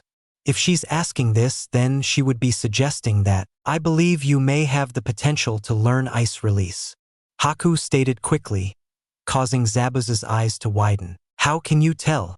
Kakashi asked cautiously. It's not really about being able to tell, but rather more of a spiritual connection that I feel between the two of us. The only explanation is that we may share this ability. It's not something I can really explain. As Haku revealed this possibility, Satsuki visually looked stunned. Are you certain, Haku? He stopped, causing the rest of the group to look at the duo in confusion, Satsuki especially. I am. Haku answered firmly as the rest of the group stood stunned. It shouldn't be possible. The Uchiha are known to have a great affinity for fire nature attacks. Ice is the polar opposite of that. Sasuke began as he looked towards his sister. I mean, I've had some progress with the wind nature and even a little water nature, but it's not nearly as strong. Satsuki stated, causing Haku to look at her in surprise. So you have had promise with the required nature. That is even more evidence to suggest the possibility.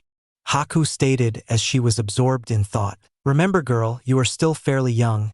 It is very plausible for you to develop these abilities. Whether you are naturally born with it is another matter entirely. Zabuza answered in a surprisingly excited manner that did not fit his personality at all. Why is this so important anyway? Naruto questioned. Are you all aware of the Kirigakure purge? Zabuza began as Haku flinched at the mention. We are. Hana stated, gesturing towards Kakashi. Well, it shouldn't be too hard to believe that our little group wasn't too fond of the concept.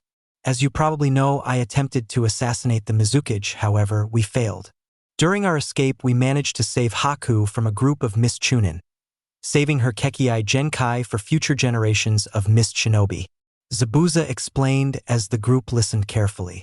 If there is the possibility of another ice user, it may be beneficial for us to remain in the leaf for a time. I'm sure that we would be able to grant some asylum for Haku since she is a special case. Kakashi stated, giving Haku an uncharacteristic jolt of happy emotion, mirrored by Zabuza. It looks like you care about her after all. Naruto thought as he began walking again.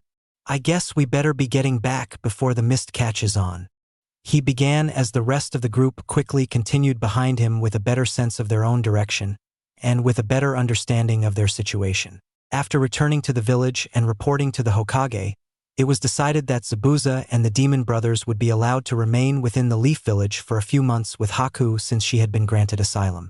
If they were deemed safe and/or were willing to join the Leaf, they would become full inhabitants of the village. After telling him their story, they were restricted in when they could use their weapons, and they were to be kept under strict surveillance. However, these temporary actions had to be brought up at an emergency council meeting. Later, in the Hokage's office, a meeting was being held between the Hokage and the Shinobi Council, along with the team members that had been originally assigned the mission to Waves. May this meeting begin with a general roll. The Hokage began as the council members stood behind their chairs waiting for their name to be called. As the roll went down the list of names, each clan head that were given a seat sat down silently. Within the council, there were only 7 active seats as the Uzumaki, Uchiha, Namikaze, and Senju seats were all empty. Among the clan heads was Shikaku Nara, Inoichi Yamanaka, Choza Akamichi, Hayashi Hyuga, Asuma Sarutobi, Sum Inazuka, and Shibi Aburame. Alongside these heads was also the Elder Council. Alright, now that that's taken care of, we have several matters of discussion for this emergency meeting. But first let me formally apologize to this team of shinobi for the improper lack of information they received for their supposed C-rank mission. There is no need. Everything ended up all right in the end, and my students received a very valuable lesson. Kakashi responded as his students stood there calmly. What exactly happened, Lord Hokage? Shikaku questioned, causing Hiruzen to explain the debriefing of the mission, causing several members of the council to begin looking towards the group with differing emotions. A very impressive showing, to be sure. Choza began, followed by nods from both Shikaku and Inoichi. It seems that our teams are much stronger than in previous years. Inoichi added on. This still raises the concern that we were able to be fooled by a lowly bridge builder. Hayashi added, causing many of the counselors to nod in agreement. Lord Hokage, you are far too forgiving in these matters. We need to be able to properly inform these teams of genin. Perhaps it would have been wise to have sent a recon team before sending the genin. Danzo began, attempting to undermine the Hokage. That was my fault, Naruto said with a nervous smile. I wanted to do more than lower-level missions, so I requested that C rank. Naruto admitted, causing yet another mix of emotions. It just so happened that this mission had just been paid for, so there wasn't much time for the usual stuff. At least he's honest, Inoichi stated, as Naruto chuckled nervously. And reckless, Hayashi countered with a nod from Shibi. I don't believe there is any need to punish anyone for this lapse in security, but we really should crack down on this kind of behavior. Asuma suggested, eyeballing his father. I agree. As of now, there will be a better screening process for clients and their requests so that we can confirm their legitimacy. The Hokage stated, receiving a variety of positive expressions. Lord Danzo and Lord Hyuga, I trust you can arrange an updated set of guidelines together? Of course, Lord Hokage, the Hayashi stated calmly. I'll be sure that we leave time between the request and the assigning of these missions be long enough for proper research. Danzo finished. Very good. I expect them on my desk soon, so I may look them over. On to the next matter. As you may have noticed, there are 4 missing Mist Nin that have been granted asylum due to their unique circumstance. They have been restricted to only using their weapons in a highly guarded training zone and are all heavily monitored. Since you have heard out their story, what is the general opinion of the council? Hiruzen began, as each member of the council was given an opportunity to speak on the matter. Frankly, I think this is a real security hazard, as well as a waste of resources. There simply is not enough evidence to support their story, and if there were, I'm not so sure that they can be trusted. Danzo answered, gaining support from his fellow elders. This could be a very beneficial outcome, considering this is certainly the same Zabuza who nearly defeated the Mizukage. Perhaps he could be a valuable asset. Hayashi argued, followed by a similar nod from Shibi. It's not as if 4 shinobi under strict conditions can do much. Shibi added, I am of a mind with Lord Danzo. Choza added with little more argument than Danzo had already presented. I for one agree with Hayashi. Asuma spoke up, causing Hayashi to look at him in surprise. However, I believe their story, and I believe that this is the best option to give them. I'm of the same mind as Asuma, Inoichi stated as he glanced over at the boy who had won him over. The fact that this team of genin, along with 2 jonin who were on site with the shinobi in question, is enough for me to believe this story. Naruto noticeably lit up when he heard this praise from Inoichi. I'm fairly neutral on the subject as I am still weighing the options. However, for the time being, I feel it would be beneficial to keep these shinobi in the leaf, whether it be under surveillance or behind bars. Shikaku finished as the council finished their thoughts. Well, if my daughter trusts these punks, then I suggest we let him stick around for a bit, see if they can be useful. Sum stated after being quiet throughout the meeting. Then the will of the council is that the Mist Nin are to remain in our asylum until further notice. Hiruzen finished as he began his motion for the final issue. All right then, it is now time to discuss the issue of the empty seats once more. Seeing as we have the candidates for the Uchiha seat, it seems as if we should make an official motion to begin the process. Is there any who would wish to begin? I for one think that it would be premature to appoint either child as a clan leader. They are simply too young, and neither are powerful enough. Hayashi stated calmly, speaking with fair arguments that many in the chamber agreed with. That may be so, however I feel we would be doing the clan a great disservice if we prolonged this topic any further. Danzo began, shocking several council members that would usually be in opposition to his ideals. Don't get me wrong, I have no emotional tie to the matter. I simply wish for the seats that can be filled. With a full council we would be at full strength. Furthermore, it would send a message to other villages that these young genin were powerful and prepared. Danzo finished, causing many of the council members to ponder his words. While I do believe we should fill the seat, it is still a good idea to at least train the two before throwing one of them to the position of clan head. Shikaku rebutted, causing several nods in agreement. While they are the only remaining Uchiha, perhaps it would be wise to wait until after the upcoming Chunin exams to make such an important decision. That sounds like a better alternative to waiting till they're old like us. Sum added impatiently. Even after the exams, it is far too likely the will not be ready. Shibi countered. Most clan heads are Jonin level to begin with. Assuming they both pass, it would be very likely they still are not prepared for this burden. Wise words, Shibi. I know my son for one is nowhere near ready to take the reins. I am inclined to agree with your stance. Choza stated, gaining a slight nod from the stoic man. If I may. Satsuki spoke up, causing council to turn her way. This made Satsuki extremely nervous. Go on, child. We will not bombard you with words. Koharu spoke firmly yet caringly. Well, this is all very sudden for us, and as you can probably tell, we had no idea this was even going to be brought up. She paused as she gauged the expressions on the various faces in the crowd, along with her teams. I don't know if we'll be ready by the end of the Chunin exams, but for the time being, why not let us sit in on meetings so we may decide for ourselves who is best suited for the tasks the council handles. That way, when the time comes, the proper clan leader is picked. She finished, causing many of those in the room to look at her impressed. I'm a little concerned about letting them decide the clan head. Danzo piped up. It would be better to make that decision strategically as a council. This is where we disagree. Hayashi began, being a man of both family and tradition. I will not stand by and allow other clans to interfere with the internal decisions of the Uchiha traditions. Hisashi stated, surprising many council members yet again. I don't believe any of us are of a differing mind from you, Hayashi. Inoichi agreed. If any support the decision to allow the Uchiha to decide their own heir, then raise your hand. He finished, raising his own hand.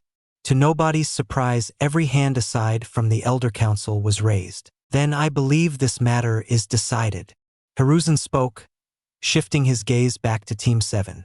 As of now, you two are interim members of the council, merely observing and studying the tasks a council member is charged with. I would request each of you to pick a council member to become your guide, with their consent of course, and by the end of the Chunin exams we will reconvene on this topic. Do you understand?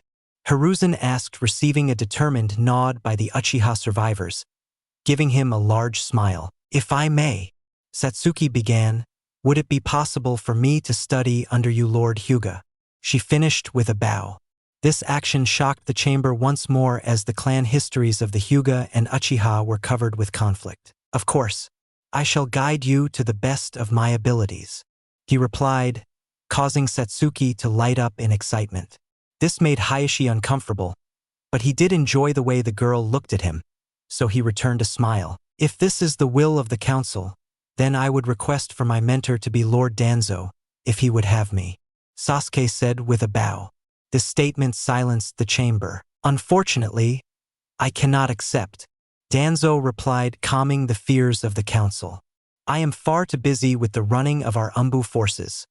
However, I will be available if ever you need my wisdom. Very well. If that is the case, then would you, Lord Shikaku, be my mentor?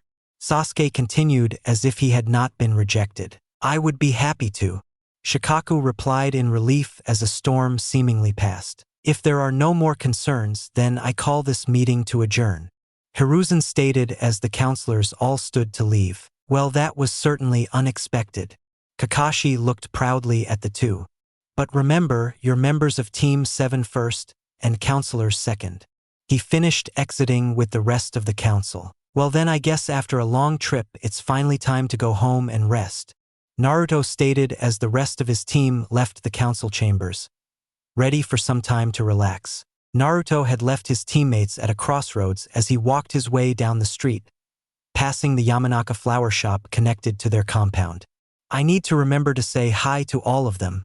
I'm sure Inoichi has already told them about our Retu. Naruto. A feminine voice pierced his ears, cutting him off mid-thought. Welcome back, Ino exclaimed as she gave the boy a big hug, nearly knocking him over. How was your C rank? Ino questioned jealously. Well, it turns out it was actually about an A rank in difficulty, Naruto said nervously as Ino stared at him in shock. Oh my god, is you okay? She exclaimed, noticing the new scar over his left eye. What happened? Don't worry, we're all fine. It turns out that there was a team of shinobi that was after our client. We beat them, don't worry. Right now they're with the interrogation department. Naruto finished, causing Ino's temper to flare. Oh, are they now? She stated menacingly. Well, I may pay them a visit. She growled with an intensity that made Naruto nervous. No, calm down. They're all right, we actually saved them from a double-crossing boss. They're on our side, hopefully. He finished under his breath. Fine. But if they try anything, You sound pretty protective, Ino. Is everything all right? Naruto teased as Ino blushed slightly before socking Naruto on the back of the head. All right, wise guy, sorry for caring about your safety, Ino exclaimed, readying herself for another punch. Naruto instead pulled her back into a hug, melting her anger away. I was just messing with you. I'm glad you came to make sure I was okay. He finished, breaking the hug. I'm gonna go home to get some rest. I'll tell you all about my mission tomorrow. Sound good? Oh, fine. But you're going to be treating me to some barbecue, Ino teased as she headed back to her home. All right, fine. May as well invite some more PE. I already did, she shouted back, causing Naruto to look at his wallet nervously. That brat, he thought as he continued his way down the road. Naruto made his way to his front door and was surprised to find it unlocked. Naruto quickly drew a kunai as he silently entered his home, only to find a familiar-looking old man cooking in his kitchen. As he scanned the room, he could tell this was the only intruder, and there wasn't anything special about him. Who are you? He exclaimed firmly as he prepared for an assault. A kunai, the elder man replied as he turned around slowly. Now is that any way a shinobi should greet their grandfather. Chapter 11. Naruto stood in his home frozen, gripping his kunai so hard it was shaking. Standing before him was the only family that he had left. His grandfather, Kagami Uchiha. After being gone for so many years, it was jarring for Naruto. There was a strange mix of emotions going through Naruto's mind right now, ranging from happy to angry to just plain confused. Sorry, I'm a few months late, Kagami chuckled as he approached the boy. Naruto in response lowered his guard slightly but remained silent. I do believe I promised you ramen, Kagami continued with a large smile on his face. As you can see, my cooking isn't exactly going to cut it. He finished, nervously gesturing towards the slimy and overcooked noodles sitting in the pot. Before Kagami could explain further, Naruto dropped his kunai, rushing the old man with a large bear hug. I missed you so much, Naruto said compassionately. Even though his emotions were conflicting, he broke the hug, remaining calm and upbeat. But you have some explaining to do after dinner, Naruto stated firmly, causing Kagami to look at him nervously. We'll get there when we get there. For now, let's just enjoy a meal together, Kagami finished nervously as he began to take out a bag of takeout from Ichiraku. Fine by me, Naruto began as he grabbed the bag from his grandfather's fingers. After finishing their meals, both Kagami and Naruto were concerned with the other.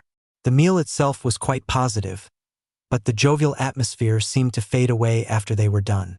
Naruto was happy to see his grandfather, but there were important problems at back of his mind.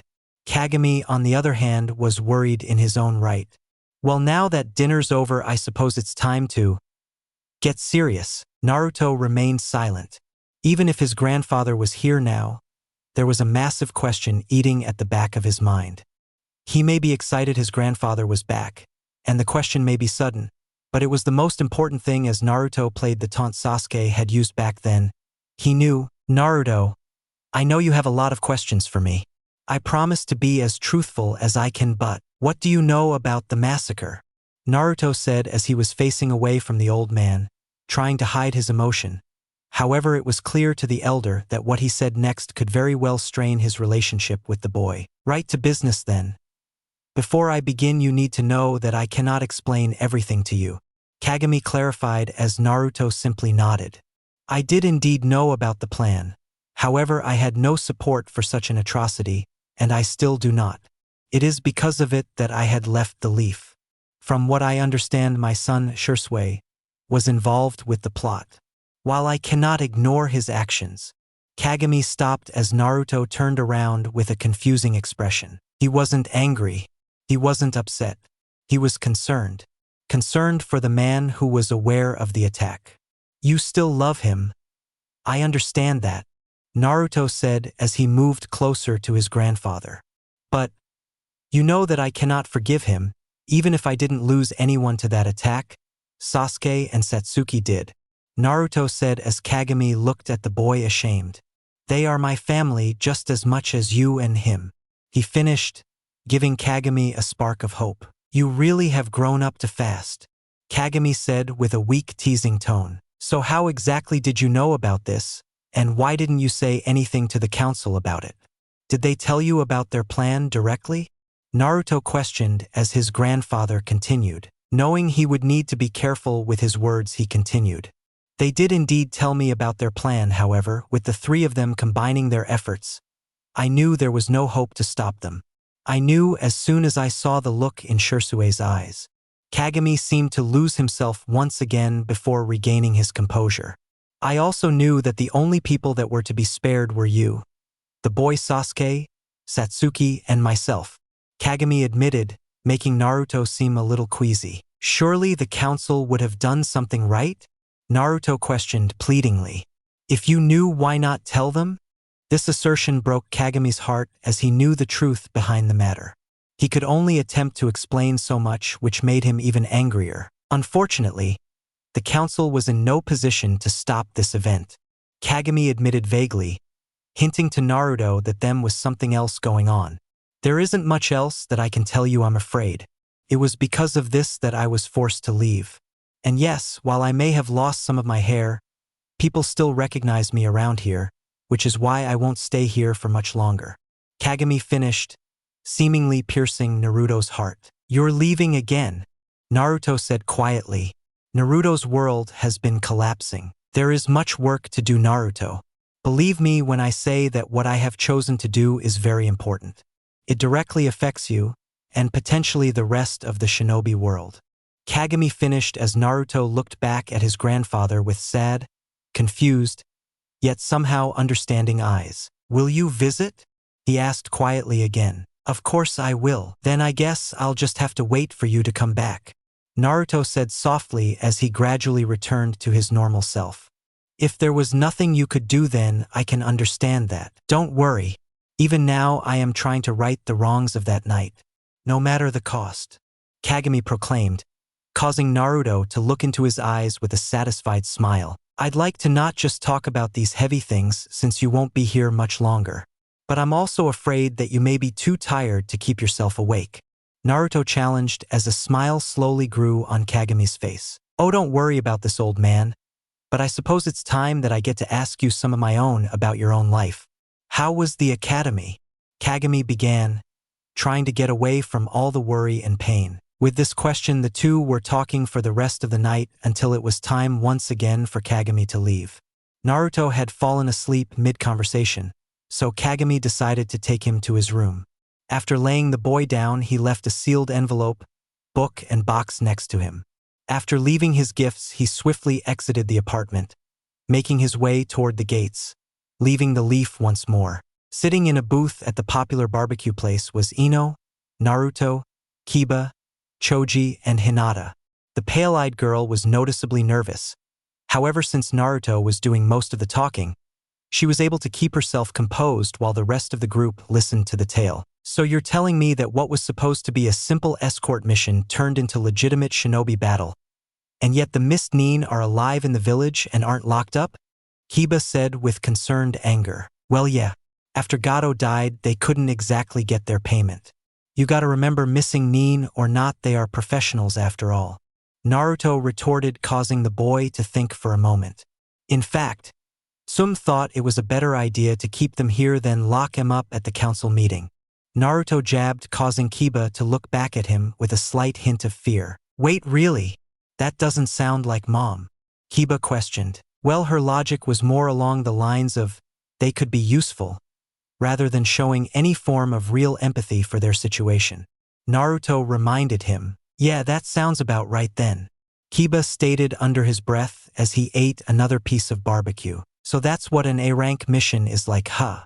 I don't think we would have been ready for that. Choji stated calmly as he continued running up Naruto's bill.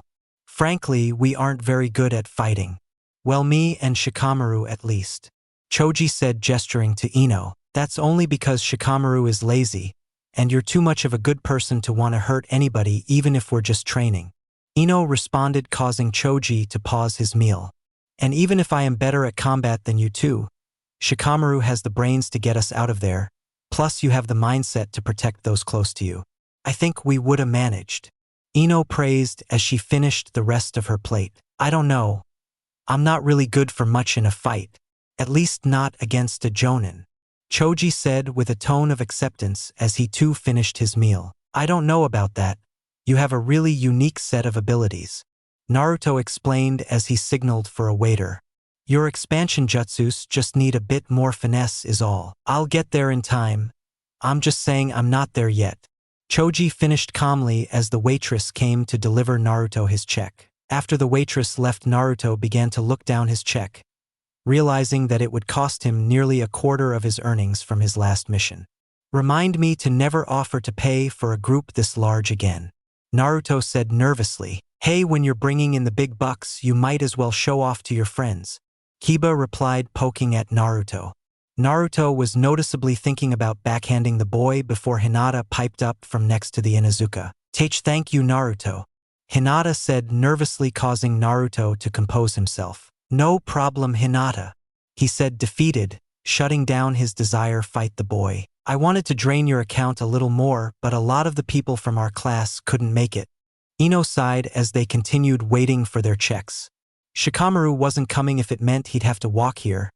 Shino was out with his father. Sakura is out training with Hana today.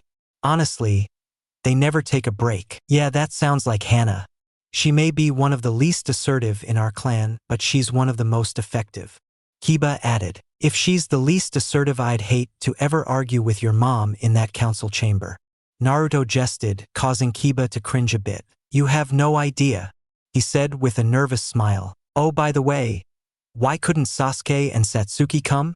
Ino questioned. Well, you see, Satsuki is at the Hyuga compound. This made Hinata noticeably perk up. And Sasuke with the Naras. Wait, why would they be at those compounds? Kiba asked, genuinely confused. Well, it's not common knowledge yet, but one of them is going to be chosen as the Uchiha clan head, so they're training under council members to see what they actually do.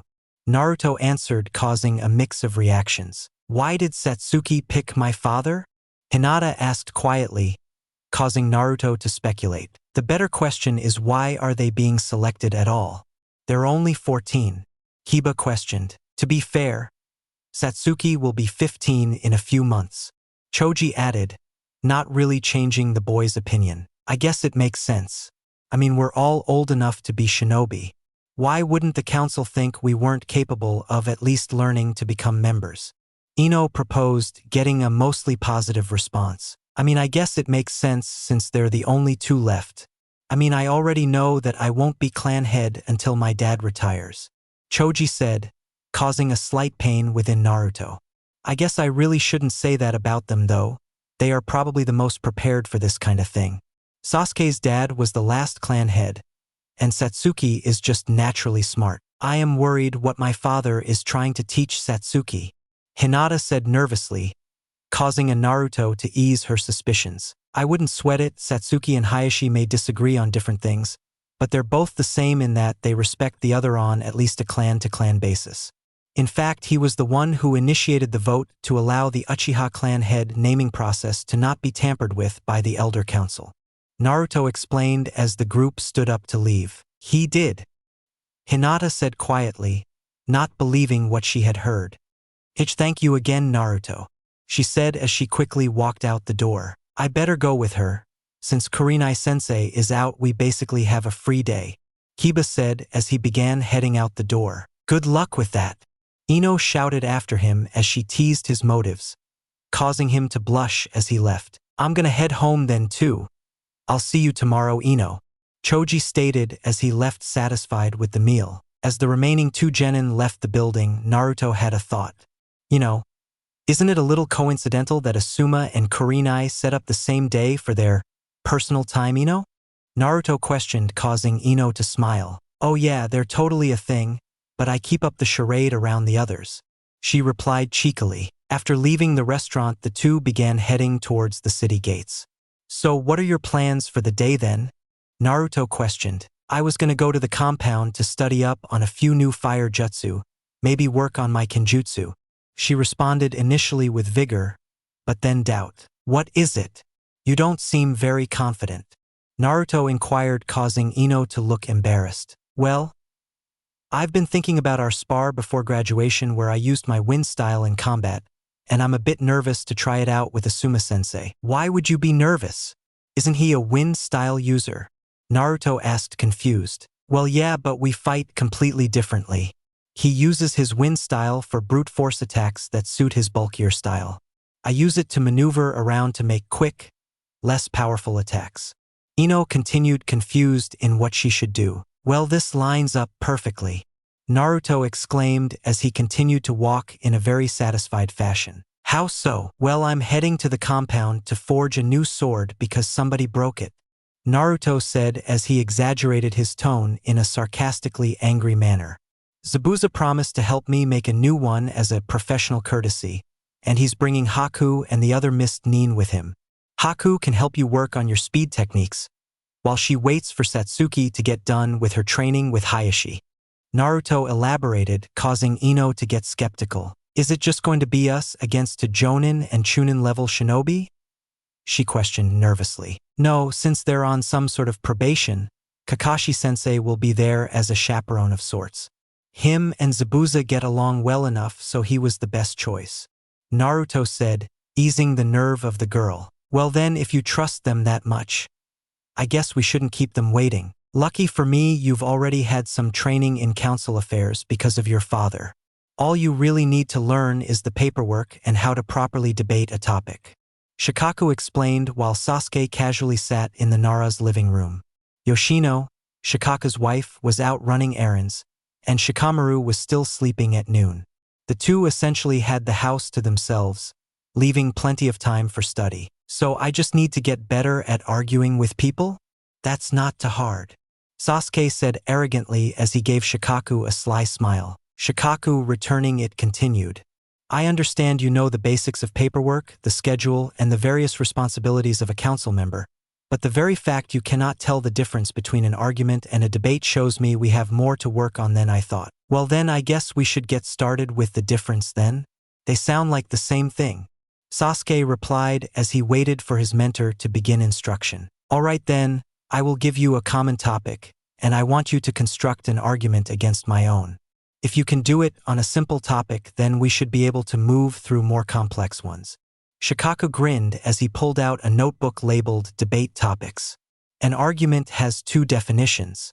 There is an argument between people which typically involves more emotion and less fact, resulting in shouting and no progress of any sort, and then there is the argument one would construct for a debate. A debate, while similar to an argument, has a bit more class. You can still be logical in an argument between peers, but since both people are going to be emotionally charged, they're going to be immovable from their opinion no matter how right or wrong it is. After Shikaku briefly described the difference to Sasuke, the boy began thinking on his own, attempting to comprehend the difference. So basically, there isn't a difference outside of shouting, Sasuke retorted as Shikaku gave him a tired look. All right, I guess I have to demonstrate. I am going to state an opinion. Your goal is to argue against it, Shikaku opened his book to one of the early pages and began reading. Ramen is better than barbecue. This is stupid, Sasuke stated as he sighed. Barbecue tastes better than ramen, so the statement is wrong. But ramen tastes better and is more customizable. Shikaku began giving Sasuke a grin. Like I said, barbecue tastes better and is more nutritious? Sasuke spoke unsure and agitated. Sasuke, you have to be certain in your views. If you don't believe it yourself, then your opponent won't. Another thing you should work on is using more objective arguments than subjective. You said barbecue tasted better than ramen, and I said the opposite. Your initial claim should be what you're trying to convince the other person of, not your facts. I don't see how this is going to help me on the council.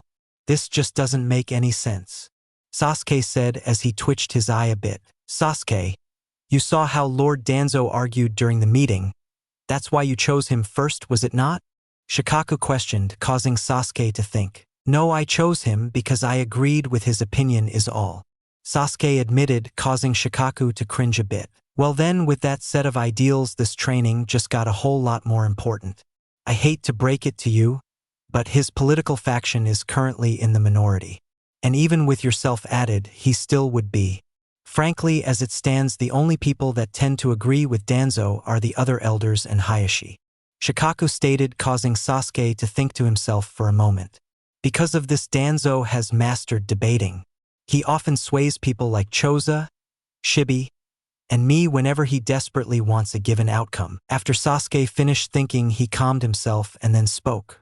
Barbecue is better than ramen because of its protein and other healthy features, while ramen is typically more full of fat and is less healthy with a poorly cooked meat compared to the hand-fried style of barbecue. Very impressive. It's good to see you can debate with a child now. It's crude and still not entirely accurate, but so long as it's convincing, I suppose it works. Let's move on to something a bit more challenging than Fair attempt, Satsuki. Now that you know the basics of your responsibilities, and now that you have bare knowledge on all the forms you can come across, I suppose the only thing left for today is to see where you stand in terms of your speech, Hayashi exclaimed calmly as he looked over a completed practice financial form that each clan submits monthly. Thank you, Lord Hayashi, Satsuki said, tired and burnt out and slightly agitated. Now we will practice your speaking skills. I am going to give you a prompt. Your goal is to select a view and then convince me of that view, Hayashi said as he knelt across Satsuki, separated by a table with no legs, holding 2 cups of tea. All right then, what's the topic? Satsuki questioned, hoping for something simple. Assume that we are at war with another nation and we have come to the point where they request an armistice. If we were to continue for a few more months, we would most certainly draw a peace treaty that would end the war outright at the cost of time, resources, and lives. On the other hand, accepting the armistice will grant a temporary lull in the war, essentially ending it with less stability but with more lives saved. What should our response be? Satsuki was already mentally drained from the Hayashi's teachings of paperwork. However, she responded as well as she could to the complex prompt. Well, if we're winning to the point that they want an armistice, then that means we have most of the bargaining power. There isn't a point to call an armistice unless you want to keep fighting sooner, so we continue until they request a peace treaty, or essentially surrender. That way we can make sure that they don't try and use the armistice as a breather to continue the fight later. An interesting position. I would have taken the armistice showing both the might and compassion of our village, thus preventing further conflict. While you may have spoken crudely, and your response is considerably naive, your skill is impressive, Hayashi complimented without complimenting. Naive? How so? Satsuki asked with genuine concern. While she may not exactly agree with Hayashi on much, she understands and appreciates his style of teaching. That is, in terms of the less combat-oriented topics. The reality that a rational enemy would use an armistice to launch a counterattack soon after it was called is frankly an implausible speculation, assuming they are outmatched. Continuing the attack would just be a poor logistical and political move. It would be smarter for us to keep out gains, strengthen ourselves, and not allow them to attack without suffering greater losses than before, Hayashi explained as he stood up. Well, if I may, Satsuki somewhat asked, receiving a nod from her mentor. That would be assuming the enemy is rational. If it's an individual or ran entire army, when in a position like that, it's often that rationality gets thrown out the window. Satsuki stated, gaining a surprising face of shock from the Hyuga. Interesting, while the political ramifications may still be worse, I can see your view on the matter of logistics. You're implying that you would rather save more lives in the long run by guaranteeing the end of the war than you would rather have a positive political outcome. While your paperwork could use work, you have very much impressed me today, even if you haven't swayed me. Hayashi finished as he began walking towards his courtyard. That is enough for one day. I will see you in a few days. Satsuki stood to bow toward her exiting mentor. Thank you, Lord Hayashi, she stated as she wearily walked out of the compound, making her way towards the Leaf's main gate. Naruto and Ino arrived at an interesting scene at the compound. One of the demon brothers with the single-spiked forehead protector, Gozu, was neck-deep in the ground, while Meizu was tied to a thick log a few meters away from him. Kakashi stood between the two reading his book while Haku and Zabuza looked on. Haku, while indifferent, was analyzing the performance of her comrades, while Zabuza was face-palming in disappointment. I'm gonna guess you guys didn't get the bells? Naruto taunted as he walked up to the brothers. Listen here you. Gozu spat from the dirt before he was cut off by Haku. They did not, she stated calmly as the two noticeably averted their eyes embarrassed. You seem familiar with the exercise. May I ask if you were able to retrieve the bell? Haku asked innocently, causing the brothers to wince in anticipation of being embarrassed once again. Well, yes and no. My team was able to get them, but I didn't. Lucky for me, it wasn't the point of the exercise though. Naruto replied, answering Haku's question sufficiently. So you're telling me not only did they lose to you, but they also failed a genin level test? Zabuza piped up angrily, causing the trapped brothers to become much more frightened than before. Not quite. Kakashi interrupted as he freed the two brothers. That test is designed for a team of 3, not 2 or 4. Only one genin team has ever passed this test by actually taking the bells from me, and considering how they did with their handicaps, I'd say they were easily the second best team to take this test.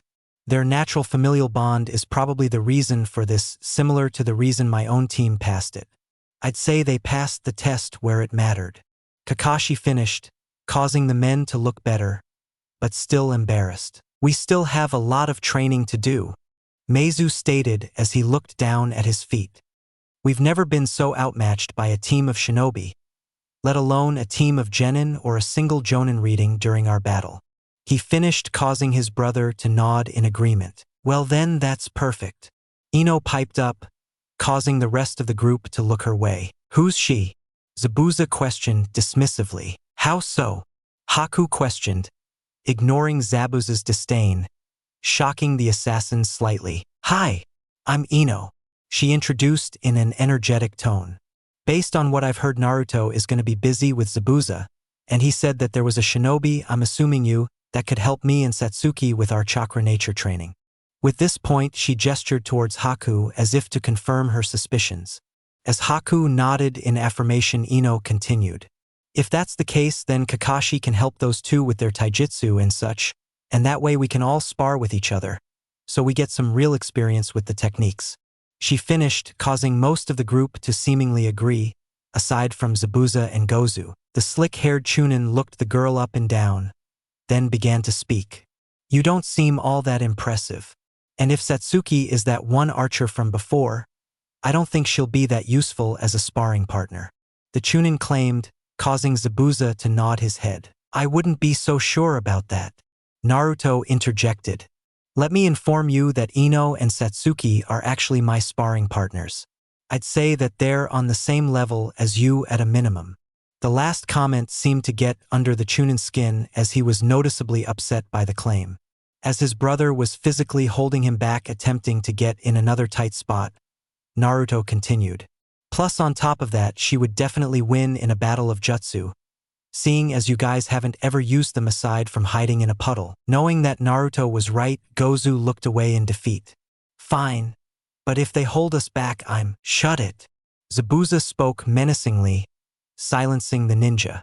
You will do what's necessary to regain your spot as a useful asset. As of now, you're useless. He finished coldly, causing the man to nod nervously. Now if we're finished here, it's time to get this over with. Boy, show me to your forge. Zabuza snapped as he pointed toward Naruto. No problem, it's right inside, Naruto said as he entered the archway inside the courtyard. As Zabuza moved to follow him in, he stopped right before he entered. You gonna undo this seal, or were you planning on letting me help you from out here? Well, I guess you're a jonin for a reason. Probably shouldn't have thought that would work, Naruto said in an embarrassed yet joking tone. Naruto added Zabuza's blood to the seal as the two walked into the courtyard that had recently been cleaned. The training equipment was on various racks. A practice ring was recently touched up, and the forge had been upgraded with a better fuel source. Zabuza looked around unimpressed with most of the compound outside of the forge. For such a small compound, that's an impressive forge. I'm guessing that most of your weapons come from here, Zabuza questioned as Naruto made his way to the furnace. Naruto quickly lit the forge with a very finessed fireball technique as he turned back to answer. Well, not yet. I still buy basic kunai from the stores at a fairly high price. But all my swords and Ino's sword came from here. So what about that bow? It didn't seem like a normal wooden bow a peasant soldier in the daimyo's army would use, Zabuza questioned as he laid a cloth on the ground. That was her mom's, it didn't come from here. But her arrows are, and the plan I have for her Naruto's thought process was interrupted as Zabuza revealed a chunk of his executioner's blade. What happened to that? Naruto exclaimed as looked at about a third of the legendary blade. Calm down, my blade can be reforged quite easily, but the rare metal used in the blade is going to be important for this blade, Zabuza stated, beginning the melting process. I don't think it's worth it to let me use that, Naruto shouted, trying to convince the jonin to take back the metal. Don't worry, this metal has special properties. It was forged with a metal infused with a special chakra. Whenever you make a cut into your opponent, the iron from their blood reforges the blade, making it so that it can never truly be destroyed as long as you have some remnant of the blade. Theoretically, I could make an entire armory's worth of these blades, but the reforging process requires a specific circumstance, Zabuza explained as Naruto listened on in extreme interest. Specific circumstance? Naruto questioned, causing Zabuza to continue his explanation. Not only does it require the material and a sufficient forge, but it requires the chakra of a bijou to be properly formed. Otherwise, the blade won't be able to maintain the abilities it gains. On top of that, only high-level shinobi are even capable of wielding these weapons, let alone make it. Zabuza finished as he turned, leaving the metal to melt in the forge. Lucky for you, you're a Jinchuriki, basically ticking all of the boxes. How do you? Did you forget I was at the bridge battle? It's a pretty simple puzzle to solve when you look like a fox surrounded in an immense aura, Zabuza explained, bored. Oh, Naruto reacted, disappointed in himself. Anyways, you'll probably get an ability unique to the blade. Kubikirabocho has the reconstruction. There's one named Samahata that absorbs chakra. Yours will certainly not disappoint, Zabuza added, leaving Naruto in awe. You're telling me I'm gonna have a sword on par with yours? Naruto exclaimed excitedly as he looked back towards the forge. I don't know about that, that all depends on how much chakra you use and how good your skill is, Zabuza said as a taunt. I may have given you the material, but you still make it. You gonna tell me how to infuse my chakra with it? Naruto questioned as he got to work at the forge, preparing to begin the forging process. You have to be constantly pumping it full of chakra, Zabuza said evilly. How the hell did you guys make yours?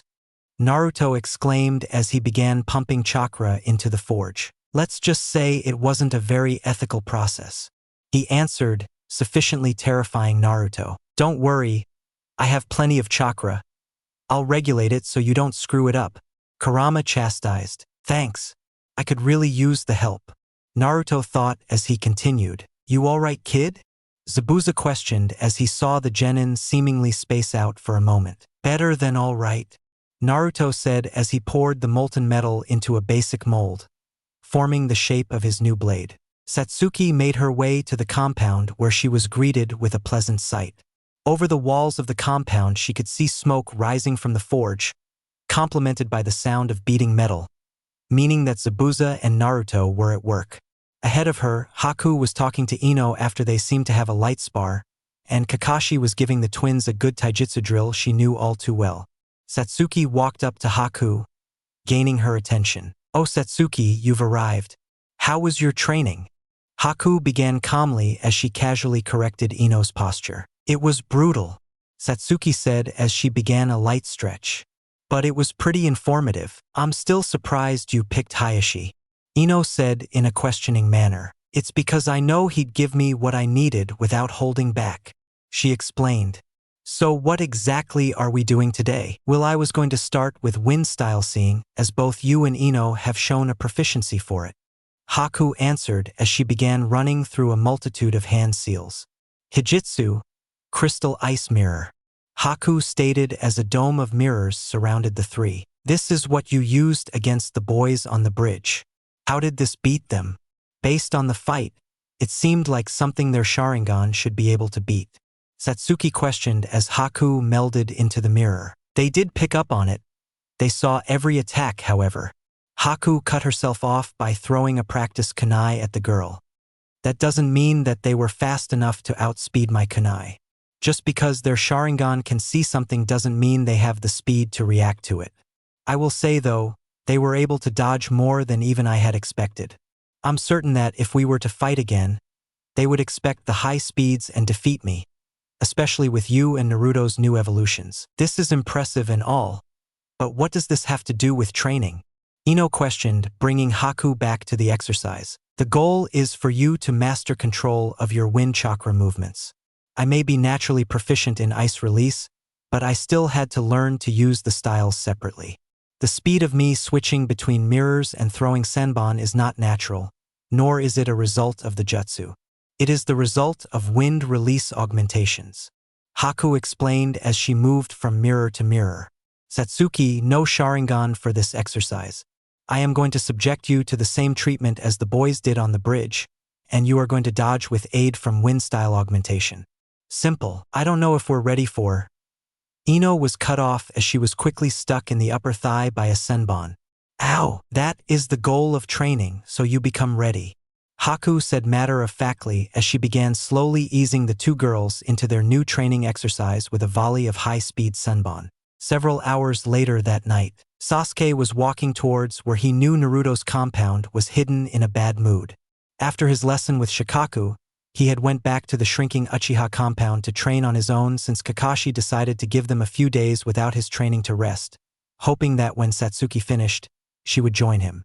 After several hours of drills and signing practice to work on his seal speed, he realized that she was most likely at the compound training with Naruto. After finally finding the place, it was nearly sunset. He finally found Satsuki, but she didn't seem like she was in any shape to train. Like him, she wasn't one to just sit down and relax. That was apparent by her and Ino lying on the ground, pretty banged up and bandaged, breathing heavily. Sitting next to them was a pile of senbon and the mist Nin Haku. Behind them, Kakashi was explaining something to the weaklings that they beat before they even got to waves, and there was a smokestack coming from inside the compound. "I guess I wasn't invited," Sasuke thought to himself in a sarcastic tone. Whatever.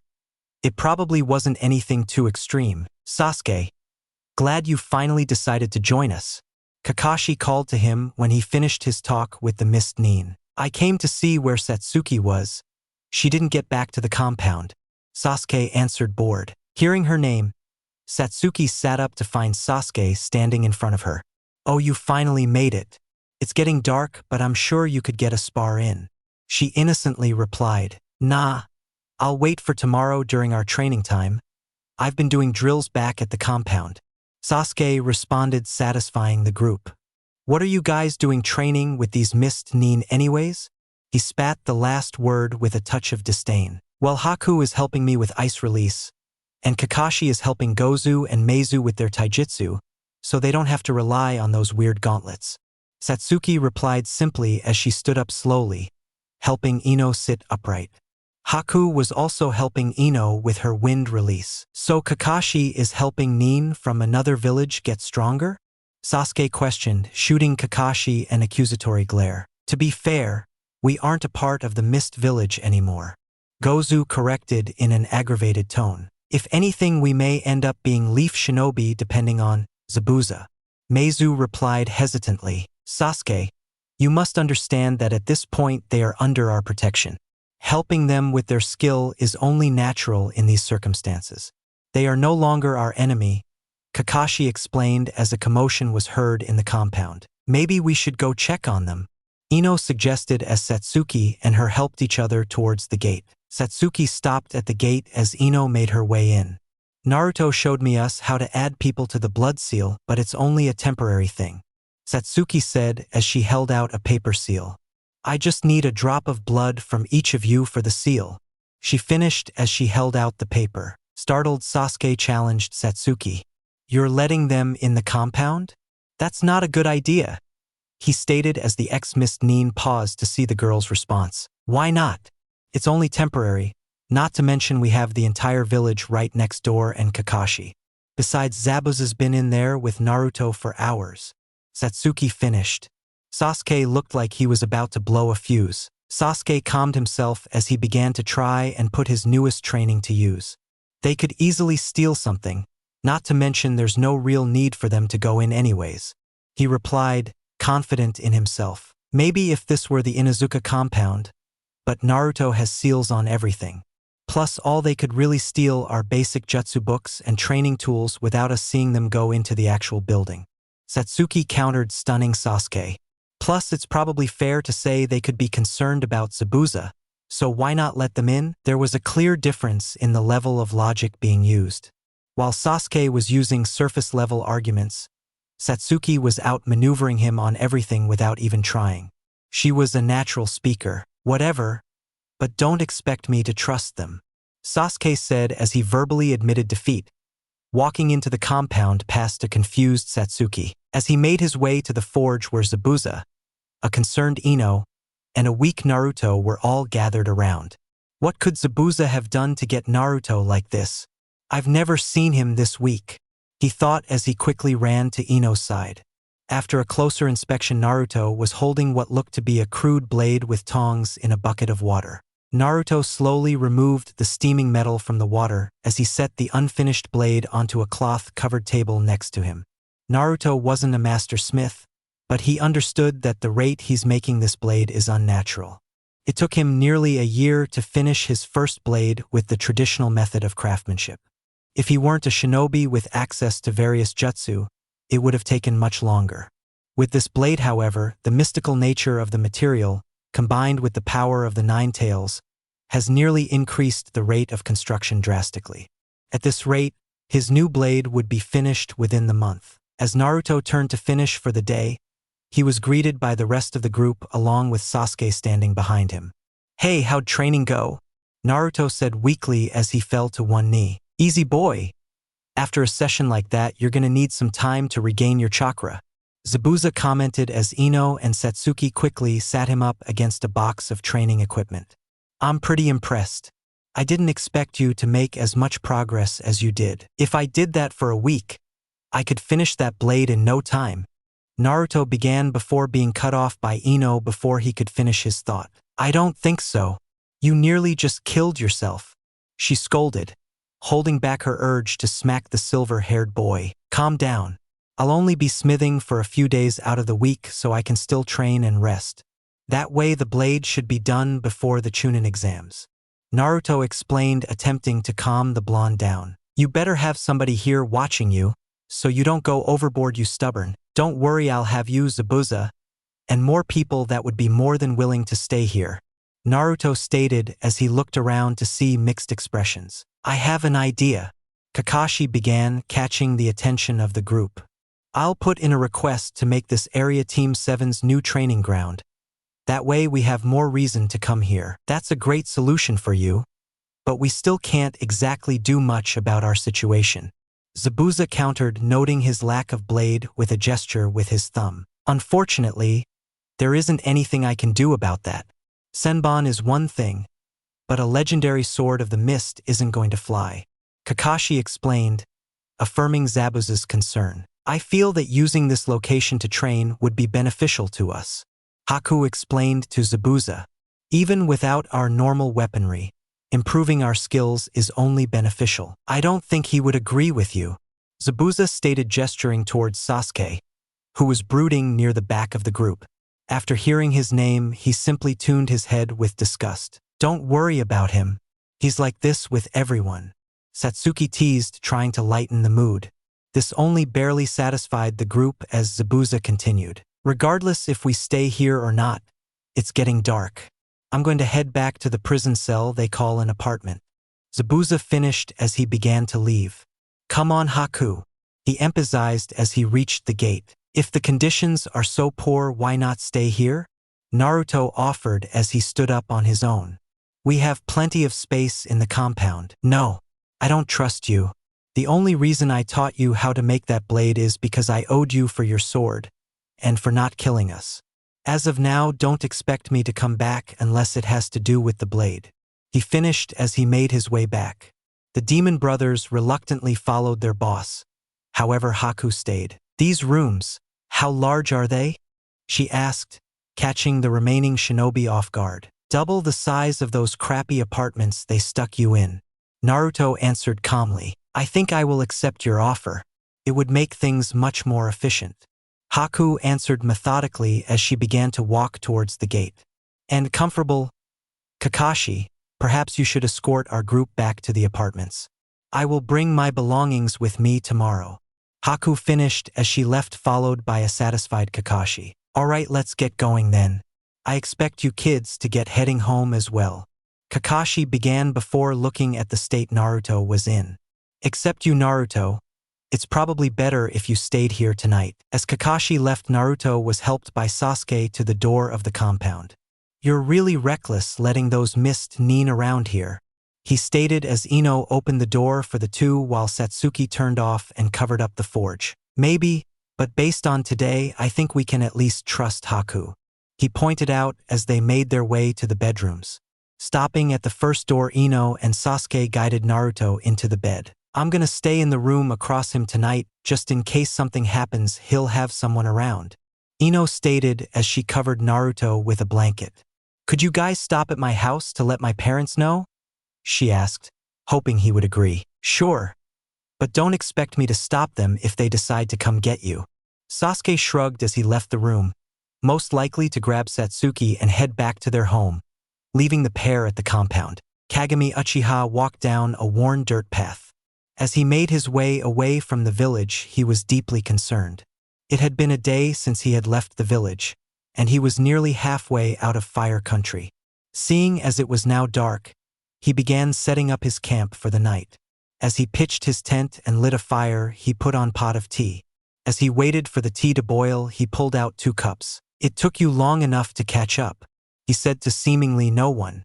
I thought you were S-rank shinobi, not some amateur thug, he quipped, as suddenly a cloaked figure appeared in front of him. It was not right to lie to that boy, the figure quietly proclaimed as he sat across from the old man. I did not lie to him.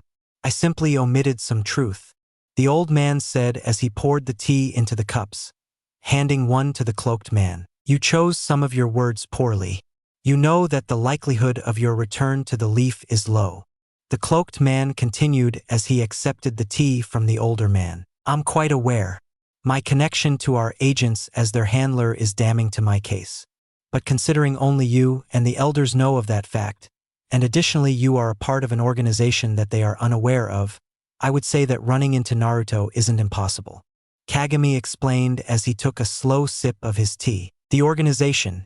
You and I both know that most of our members have either died or aren't in much shape to help us. Considering I'm the only new member outside of your charges, that makes about 8 of us, not to mention 2 of us are not shinobi, and we have next to no allies around the shinobi world aside from our contacts in earth, wind, and iron. Even then, only one of them has any real pull. The cloaked man countered as he sat down his finished cup. Pouring more tea into the cup, Kagami continued. That may be so, but they are both strong in their own rights. Eventually, I expect more members as the threat becomes more and more apparent. For now, though, it is more necessary than ever that remain as discreet as our enemies. If that's so, why did you leave that gift for the boy? Because if I'm ever gone, it will continue our cause, through our legacy. Kagami finished as he began to clean his tea set. Since you're due for a return of your own, I suggest you get going. Don't worry, I'll be there after the first half of the Chunin exams end. I have some more contacts to visit in my personal network first. For now, though, be careful on your journeys. The cloaked man began as he stood to leave. Thank you, my friend, and good luck with Naruto. He may be mature for his age, but I see a lot of you in him. I hope you mean the better parts of me, the cloak said with a chuckle before walking off. Now let's hope that when the time comes, the Shadow Legion is prepared for the war to come.